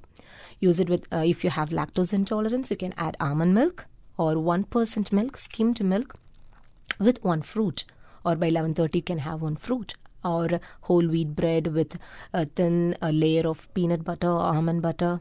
Have something healthy for breakfast. Now, some people would have for breakfast, they'll have a nice bowl of whatever the fruit of the season is. So just fruit. Is that advisable, or should they add something else to it, like maybe, as you said, milk or some sort of proper yogurt or nuts, or is the fruit by Even itself? Sometimes you can have, if you don't have time, if you're really rushing to work, you can at least have some fruit smoothie. Just buy frozen berries and yogurt. Just blend it and have some smoothie. Something healthy for breakfast. Yeah. Never Substantive, so that it sticks with you for a bit. See our grandparents and mothers in particular, they would do us with the porridges with the oats. Yeah, porridges is good. Yeah, it's good Try stuff. different porridge because I just said, because convenient breakfast, I said before, like wheat bread with butter, peanut butter and breakfast cereal. If you have more time, you can make porridge, healthy porridge, quinoa porridge, oatmeal porridge, and some high fiber breakfast porridge. All right. Well, as we come back from our break, let's continue talking about obesity and the idea of childhood obesity in particular. The phone lines are open. Our community dietitian, Mr. Osario from the Health Services Authority, joins us. So stay tuned for Talk Today. All right. Wow, looks good. What is that? Chicken chair. What did you just say to me? Chicken chair. I am not a chicken. Whoa! I said chicken share. It's from KFC. Bucket of 12 hot wings, 6 pieces of chicken, or 8 tenders. KFC chicken share. Just $12 each. Oh. Want some chicken, tenders, or hot wings? You're sharing your chicken share with me? The new chicken share from KFC, just $12 each. And it's finger-licking good. Dine at KFC Baytown Plaza, KFC Shedden Road, or KFC at the Strand. Logic Fiber Internet is the fastest internet on the island. And it's gotten even better, because when you sign up now, you get 1 month free. Sounds great, but there's some very real drawbacks. Your kids will never leave. You'll have nothing to complain about. And you can't blame your online gaming stats on anything but skill. Sign up now for Logic Fiber Internet for the fastest and 1 month freest internet on the island. Visit logic.ky to sign up. Terms and conditions apply.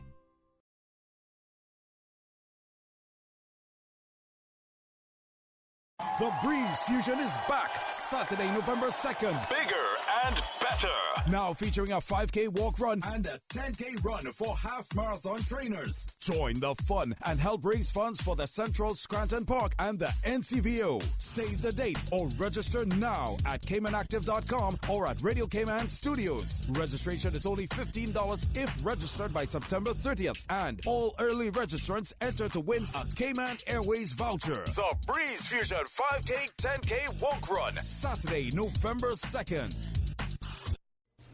Work will soon launch Jobs Cayman, an online system that allows registered users to access job postings created by registered employers. This system offers a better approach to facilitate Caymanians in finding employment and allows employers to search for qualified and skilled Caymanians who are seeking employment. For more information on the registration process and what you need to register, visit www.worc.ky. Work, leading the pursuit of full Caymanian employment and economic prosperity for all through service excellence. Talk today. But I do have some questions. Talk today. Cayman Islands' foremost listeners' participation program. Talk today. Because there are more questions than answers. What the public is saying. Waiting to take your calls right now. Sterling Dwayne Ebanks.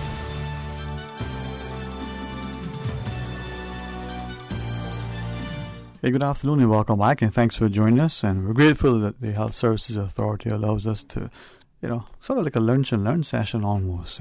We're not having any lunch, but you certainly can and learn along with us. Mm-hmm. Community dietitian, Coselia Rosario. Rosario. Miss Susan was telling me earlier, I got it right, Miss Rosario. But when we know, talking more about childhood obesity, and then eventually we're talking about cholesterol as well. Overweight and obese children and teens. Yes. It seems that they are at risk for developing certain types of diseases concerning to parents. Right. Share with us. Overweight children and teens have increased risk of developing host of diseases and conditions, especially such as high cholesterol, high blood pressure, respiratory illness, and depression. Linked to overweight and obesity, type 2 diabetes is of popular concern. This type 2 diabetes historically was only seen in adults over the age of 45, but now is commonly being diagnosed in overweight and obese children. So, and obesity can also set the stage of problem with self-esteem, depression, anxiety, and social ostracism, or being victimized by bullies.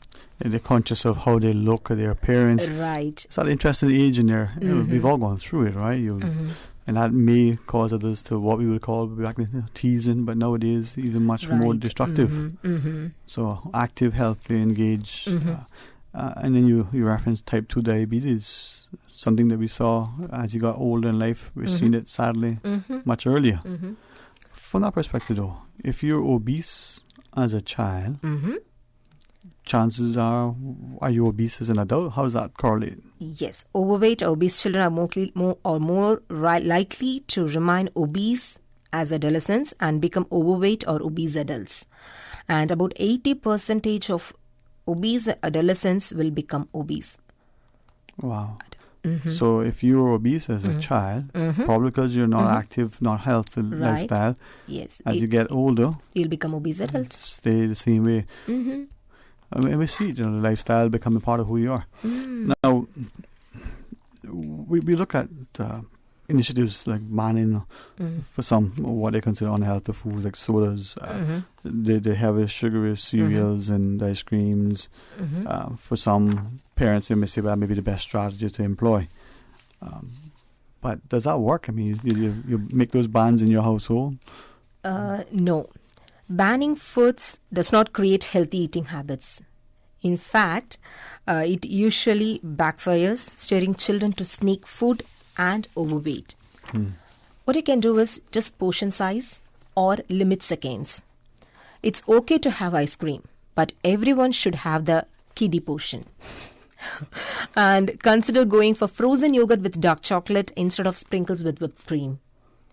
And put your snacks on a plate instead of eating from the package, because when you put it on the plate, you know how much you are eating. Portion control. Portion control, exactly. Oh, yeah. See, and that makes sense. You serve it out, you Right. make it look pretty. Mm-hmm. Now, I like what you said, get the dark chocolate. I heard that part. Frozen yogurt, yes, because dark chocolate has less fat and less sugar. So choose healthy options. All right, I like dark chocolate. That's really good. But as you were sharing, I mean, parents, we know sometimes as parents we don't have the time.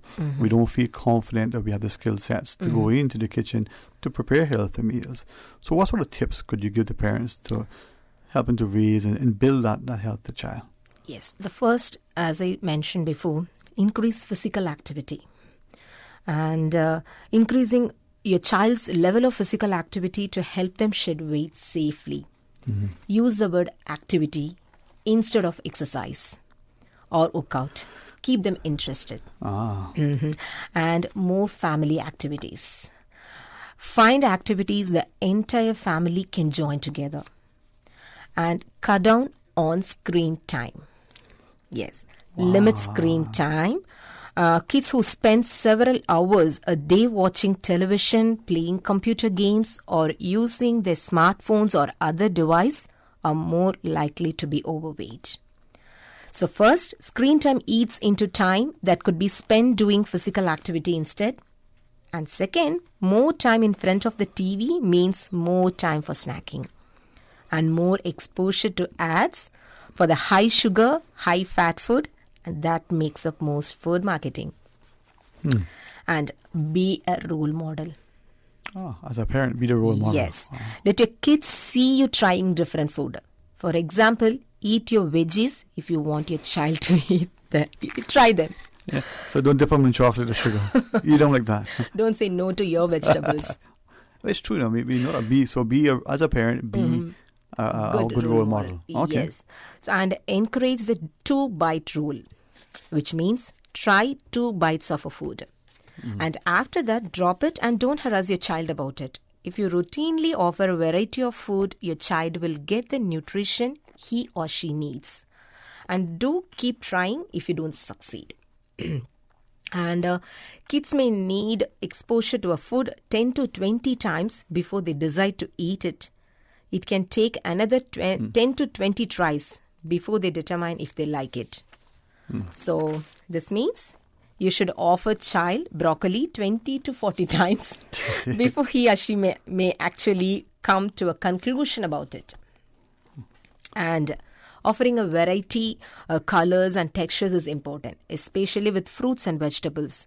A child who never see a green vegetable will become an adult who never eats a green vegetable. Sounds Yes. And fast food, limit. I'm not going to say avoid, limit. Burger, pizza, fries, soda.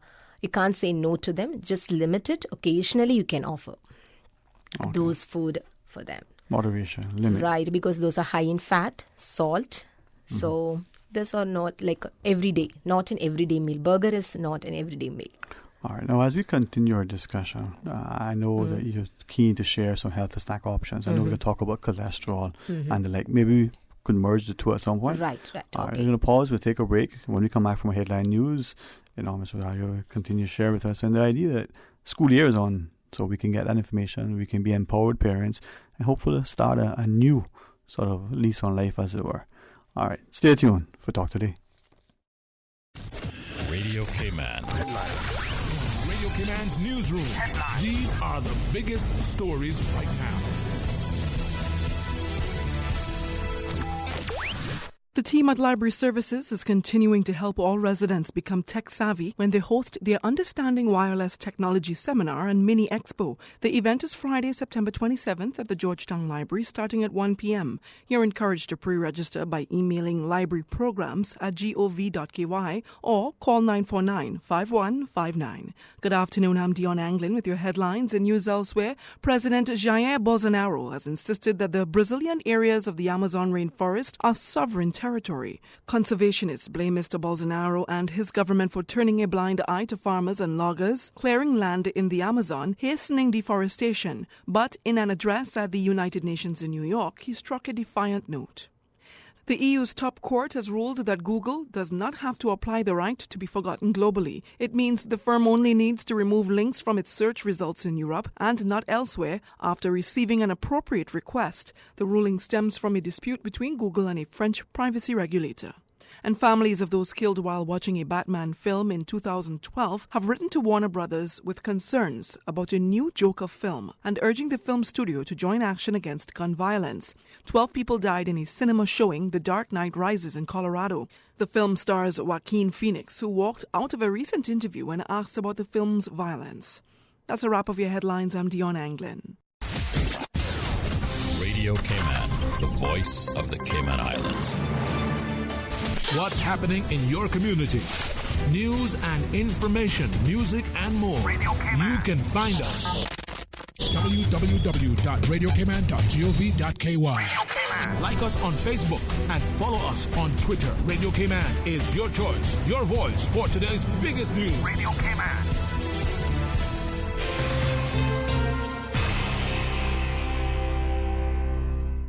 Talk today. But I do have some questions. Talk today. Cayman Islands' foremost listeners participation program. Talk today. Because there are more questions than answers. What the public is saying. Waiting to take your calls right now. Sterling Dwayne Ebanks.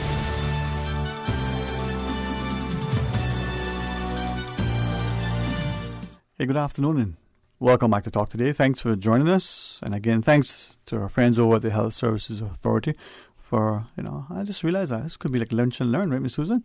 I'm learning. Can you go get some lunch for us? I mean, this is going to work. Good time. Healthy lunch is emphasized. Good.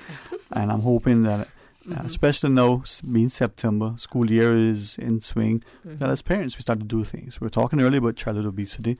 We're certainly going to remind you before the program is out some healthy snack options. But community dietitian Coselia Rosario joins us now. I know you also want to talk about cholesterol, something that we hear. So I'll be willing to listen and learn as you share. Yes. The September is a National Cholesterol Education Month. A good time to get your blood cholesterol checked and take steps to lower it if it is high. Cholesterol has become a bad word in recent years, in large part because of its link with heart disease. And there is definitely a connection. Too much cholesterol in your blood raises your risk of heart attack, stroke, and other problems. But not all cholesterol is bad. There is so-called good cholesterol that your body needs to be healthy. And your cholesterol levels are only a piece of puzzle that forms a picture of a healthy heart.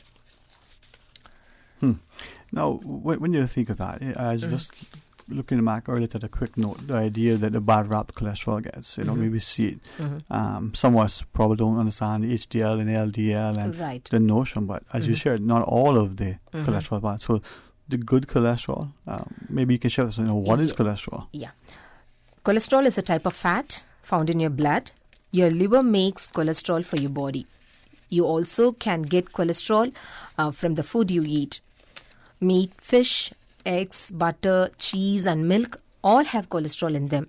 But fruits, vegetables and grains, they don't have cholesterol. So there are two types of cholesterol, like good and bad. So let me brief you about it. So LDL, we call it in a medical term like low density lipoprotein, is the bad kind in your blood and can clog up your arteries, slow blood flow and create dangerous blood clots. The higher your LDL level, the higher your risk for heart disease. But you also have high density lipoprotein, that is HDL, we call good cholesterol. in your blood, which removes LDL and carries it back to your liver. A high HDL cholesterol level lowers your risk of heart problems. Now, how do you know, if your cholesterol is high, if you have bad cholesterol? High cholesterol usually doesn't have any symptoms. As a result, many people do not know that their cholesterol level are too high. However, doctors can do a simple blood test to check your cholesterol. High cholesterol can be controlled through lifestyle changes, or if it is not enough, through medication. All right. Well, I guess, as we have in September be National Cholesterol Education Month, this is an opportune time to be reminded. So checking your cholesterol levels is important? Yes. So I would say a National Cholesterol Education Program external recommends that adult aged 20 years or older have their cholesterol checked every 5 years. 5 years. Every 5 years. Your doctor may suggest doing this more often if you have certain risk factors such as diabetes, high blood pressure, or obesity, or even family history of heart disease. A simple blood test called lipoprotein profile can measure your total cholesterol level, including LDL, that is bad cholesterol, and HDL, and triglycerides. The triglycerides as well? Okay. Yes. Now, we think of cholesterol issues in adults, but can both, adolescents and children have high cholesterol as well? Yes. High cholesterol can develop in early childhood and adolescence. 3 main factors contribute to high cholesterol in children and teens. The first one is diet, heredity, and obesity. An unhealthy diet, especially the one high in fat, a family history of high cholesterol, especially when one or both parents have high cholesterol, obesity, some disease such as diabetes, kidney disease, and a certain thyroid disease can also cause high cholesterol in children and teens. You referenced earlier that high cholesterol, major risk for heart disease, it can be the leading cause of death. We see the issues with it. And then lifestyle comes into play, whether it's sedentary, how active we are, and the like. But the foods, are there particular foods and drinks and the like that can cause high cholesterol? Yes. Pay attention not only to the quantity of food in the diet, but also to which type are entering the body. Each form of fat influences cholesterol level differently. Let me brief you about the fat: saturated fat, unsaturated, and trans fat. The saturated fat are most often found in animal products, such as beef, pork, and chicken. The saturated fat are usually solid at room temperature, sometimes called solid fat. Examples like butter and margarine. Okay, these are saturated fat. And unsaturated, these are more common in fish, plants, nuts, seeds, beans, and vegetable oils. Trans fat, these are solidified vegetable oil. Even margarine is a trans fat. Manufacturers normally use an artificial process called hydrogenation to produce them. Fried food, baked goods, and packaged food often contain trans fat, so we have to limit this food. So limit trans fat foods. Right. Saturated fats, try to limit them. Yes. Now the unsaturated, because sometimes I'm looking at as you were reading and sharing, I was walking through the aisles in the supermarket, looking at the labels in my mind, trying to understand some of the things. And he said, total fat, saturated fat, trans fat. It's confusing. So if you were a consumer trying to be healthy in your purchases, what do you look at on the labels? So try to look at it. It should say like omega-3 fatty acids, and should have less saturated fat and trans fat. As I told you before, like a lot of packaged food are rich in trans fat. Avoid like fried items, fried chips, packaged fried chips, even fries, all baked goods. All the good taste and stuff, huh? Okay. These are rich in saturated fat and trans fat. All right. Yeah. But fish and the plant products, the nuts, the seeds, right, nuts and the seeds, beans, they're good. Include more in their diet. All right. So if a person has, other than, well, I'll get you to share with us, can a person lower cholesterol? And if so, how can you lower cholesterol? Yes, including a lot of fiber-rich food. So fiber-rich food can be found in whole grain products. Try different whole grains like quinoa, buckwheat, barley, or multigrain bread, multigrain breakfast cereal, and including a lot of vegetables like broccoli, asparagus, long beans, and beans like different beans like pinto beans, lima beans, black eye beans, and lentils, greens like kale, callaloo, mustard greens, collard greens. So try different kind of fiber-rich food. So that helps to reduce your cholesterol. And healthy fat such as like unsalted nuts like almonds, walnuts, seeds like chia seeds, flaxseed, and fish like mackerel, herring, tuna, salmon, and trout, and low-fat dairy products. Whatever the dairy product you choose, go for low-fat. Low-fat cheese, low-fat butter, low-fat milk. So low-fat, we need only protein and calcium from the milk. Okay. So try to choose low-fat dairy products. And avoiding fast food and fried food, as I mentioned before, and limit your salt intake if you have high blood pressure. Okay. Yeah. And I just want to mention like how you can cut back on food that contains saturated fat, as I discussed before, like dessert, baked goods such as cakes, cookies, donuts, pastries. Limit them. And many cheese and food contain cheese such as pizza, buttered popcorn. Go for plain popcorn. Popcorn rich in fiber, So choose popcorn, which is not like butter or cheese popcorn. And processed meat, sausage, hot dog, bacon. Try to avoid those processed meat from your diet. Ice cream and other dairy dessert, limit them. Okay, and fried potatoes, baked packed chips, and choose lean parts of the meat. Like it should say like a 90 to 95% lean, not fatty cuts of the meat. And fried chicken, always follow a healthy method of cooking: boiling, steaming, grilling, and baking. Limit or avoid fried food. And if your doctor prescribed medication for cholesterol, follow that medication. Wow. So boiling, steaming, grilling, baking. All right. Susan, I think I have work to do in order to get it. And as you were sharing the idea that these are things that we can do. For some of us, we perhaps need a little help, a little encouragement. A quick question, if I may ask, when you were speaking earlier about some of the foods, and you're talking things like mackerel and tuna and the like, some of us can only get it in a can, for instance. Is that of a concern to us? Yeah. And one more thing I would like to share. When you choose fish, go for the wild caught. Not farm raised. Okay. And canned, go for a low sodium. For example, if it is canned tuna, go for the low sodium canned tuna. Yeah. Always, whatever the canned product you choose, low sodium. Just go for the low sodium. And wild caught wherever possible. Now, with that, then, when we look at sardines, for instance, I want to see it in a can. Tuna, sardines, yes. So that's okay. Buy it in a can. Yes, but go for the low sodium one. All right. We see different varieties. For those who like sardines, you see it with peppers, you see it in different oils, and like, again, be cautious and cognizant of what you're buying, but that should be a healthy option. All right. Well, final break and some healthy tips to share with us. Yes, like when you choose snacks, always fruit as a snack, and go for the baked chips, multigrain chips, multigrain cookies, granola bars, which should say is like less than 10 grams of sugar, unsalted nuts, like unbuttered, like plain popcorn instead of butter popcorn. Always choose healthy snacks. Maybe we could talk a little bit more about that, because I think many of us like to snack, we're resting and the like. So when we come back, some healthy snack options, maybe give us some tips on how to enter the kitchen more comfortably so that we can make the magic happen in the kitchen as well.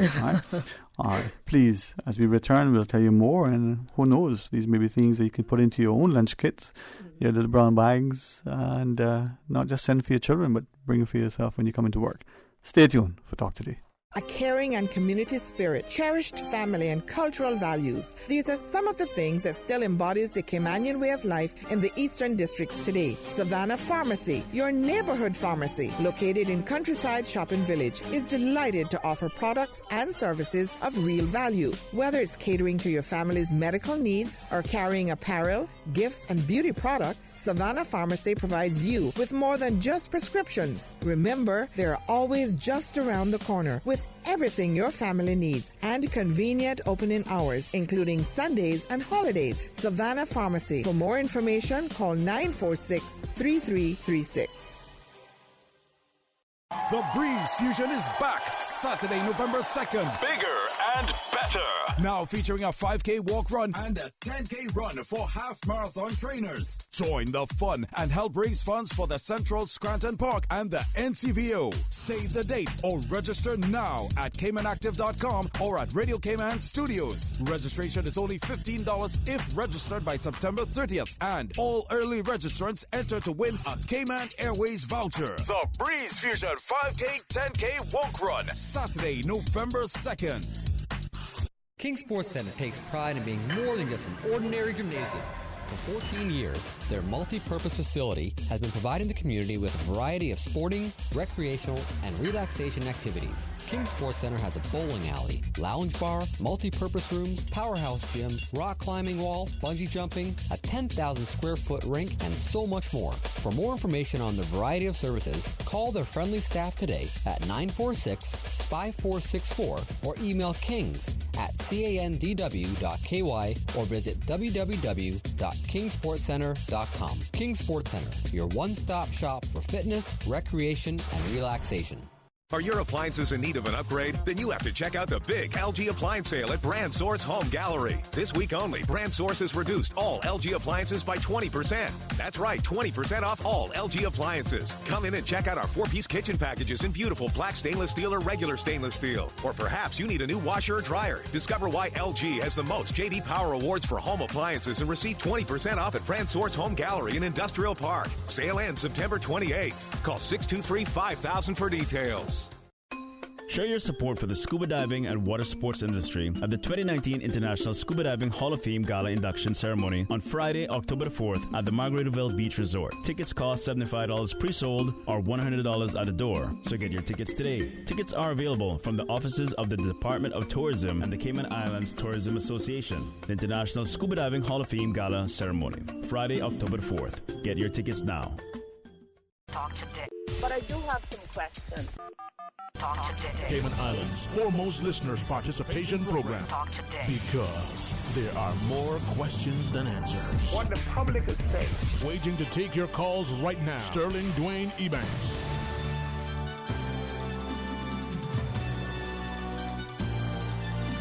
Hey, good afternoon. Welcome back to Talk Today. Thanks for joining us. And again, thanks for our continued partnership with the Health Services Authority and now community dietitian Ms. Cosela Rosario joins us. And I'm very glad that you were able to share with us because I think sometimes parents in particular, we want to do better. We want to do as best as we can by our children, but we're rushed to get the child somewhere to school, even ourselves. When we eat, it has to be quick and convenient and affordable, and there's a perception, well, I don't know how to cook and it takes so long, and it makes it challenging. Unfortunately, we don't have the luxuries that seemingly we grew up with, where we sit by a table and eat and laugh, and hours later we're still there. So healthy snack options and maybe some tips on making cooking not just fun but healthy as well. If you would, as a dietitian, maybe share with us, please. So I would like to share some healthy options for children first, kids yes, first. Please. So yogurt, and you can add some fruits in the yogurt and make yogurt smoothie, like frozen berries or any other fruits, and don't add any sugar in it because fruits already has sugar. So just sugar and yogurt, and mixed nuts and dried fruits. Okay, and sweet potato baked fries instead of. And peanut butter and dark chocolate smoothie, or you can add any butter, any nut butter you can add, and dark chocolate smoothie. They'll get like protein, good source of protein from the nuts, and slice of pear with cheese, ricotta cheese or any cheese, and fruit popsicle. You can make your own juice made with like melon or watermelon juice or tangerine or orange. You can make juice and make a popsicle out of it. And cream cheese with cucumber slice. Choose low-fat cheese with cucumber slices and learn different recipes. Nowadays, you can learn different recipes on the internet. For the healthy option, try to cook at home. Yeah. Well, for what it's worth, Chef Emerald Lagasse, I find his recipes super easy. They're delicious, they're excellent, but he breaks it down in a way that makes it easy, even for me. You referenced earlier though, the idea of making your own fruit popsicle. So do we take the fruits and process them ourselves, or do we buy the juice? What do we do? No, don't buy any juice, because even though it says 100% fruit juice, it has high fructose corn syrup in it to increase the shelf life of the fruit juice. So you can make your own fruit juices. You can blend fruits and just strain it, and you can make own popsicle. Kids love it. Yeah. And it's natural. Natural. So Not adding any sugar, yes. Get the fruits that you like. Watermelons are now, take them, blend them up, strain them, put them in your... cantaloupe, just blend it. Mixed fruits, any fruits. Okay. Papaya, you can add papaya, cantaloupe, just blend it and strain it. Just freeze it so. Do not add anything else to it. No pectin, nothing. Just add it so. Susan, that's the homework for tonight. Fresh made fruit juices for everybody tomorrow. No, but it seems that for some of us who love the kitchen, it's a natural place we gravitate, just like those who enjoy the garden. But for some, we're as lost in the kitchen, as... anyway, I'll make a political joke, but I'll leave that for now. Let me just behave. It's only Tuesday. Still got 3 days left. No, but some of us are not that comfortable in the kitchen for whatever reason. Maybe we try to make it too fancy. Healthy recipes are available. Right. They're simple. Yes, very simple. And always keep healthy stuff in your refrigerator and in the kitchen. So you'll have no option. Like you always choose. Even when you can carry fruit as a snack. So when you feel hungry, you obviously go for the healthy option. You don't go for munch or something like chocolates or chips like that. So having it accessible, because we all get peckish. Some of us get piggish, but how is that very Mrs.? Now, you reference food that more and more of us are becoming familiar with, quinoa, for instance. But we don't know how to cook it. Maybe it's barley. How would you prepare quinoa? Just put it with water and boil it? What would you do? You can try different recipes with quinoa. Like you can make kind of, maybe some people, they don't eat rice. They use quinoa as a rice. So you can add some vegetables and flavor it with some herbs, and you can make quinoa I'm from India, so you can make a pulao. And if you want to make a porridge, just like you can make quinoa porridge and barley. And if some people, they don't like porridge, so they can just go for multigrain bread, so which has all the grains in it, and multigrain breakfast cereal which has all the grain in it. So it's more convenient for them.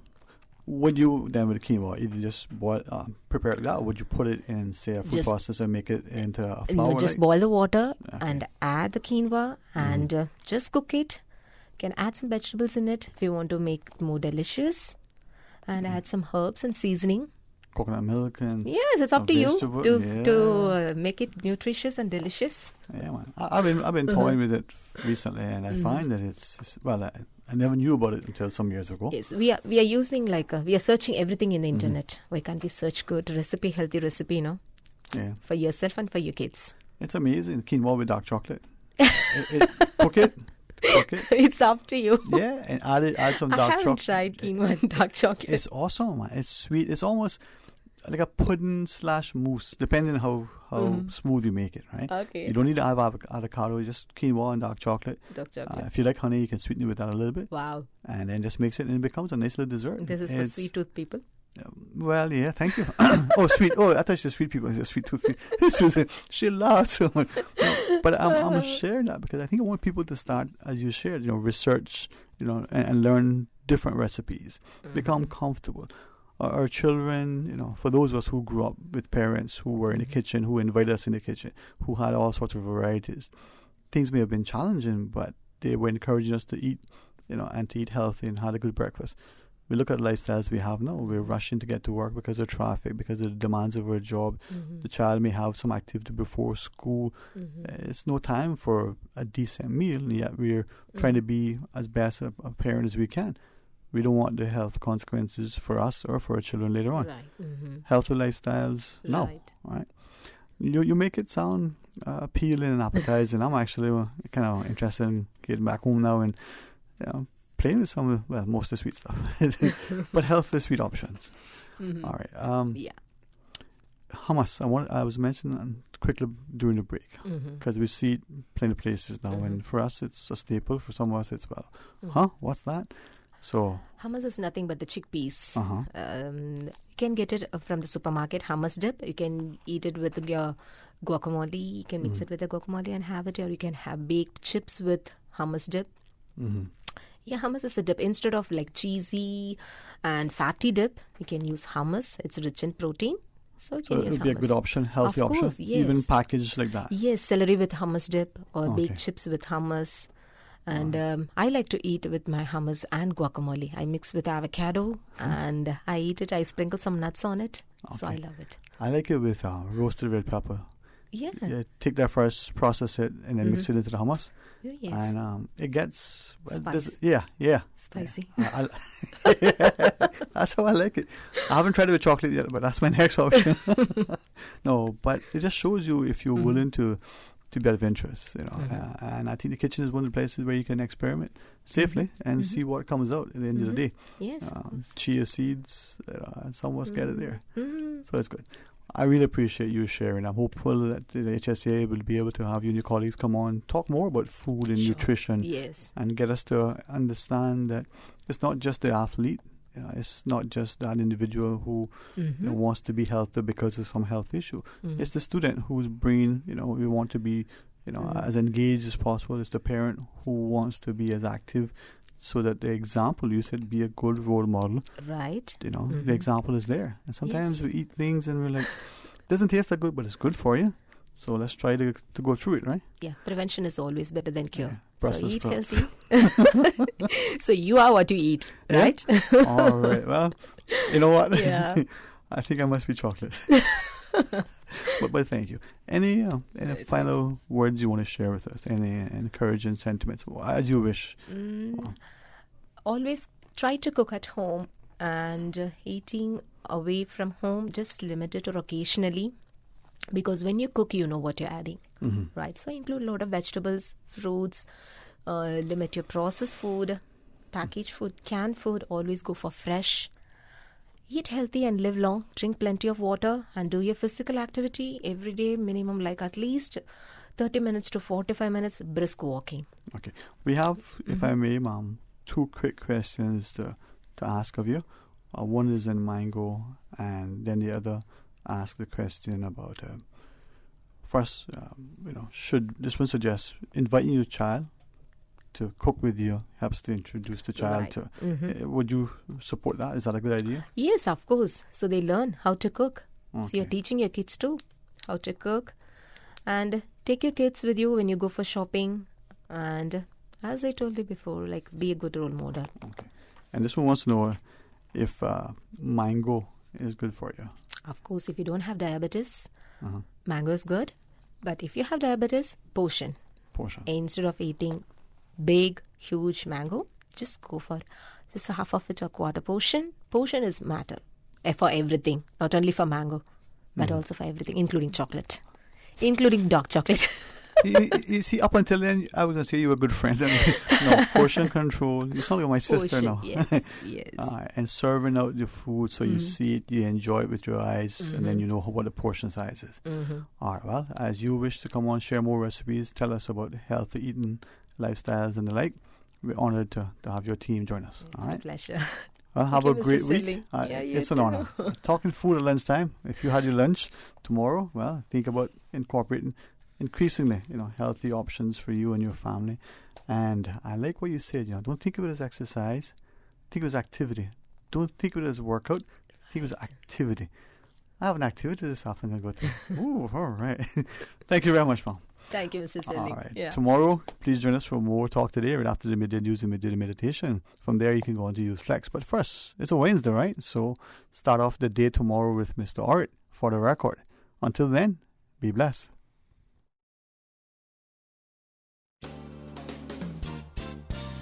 Talk Today is brought to you by Fidelity Bank. For all your banking needs, visit fidelitygroup.com. Fidelity, we're good for you.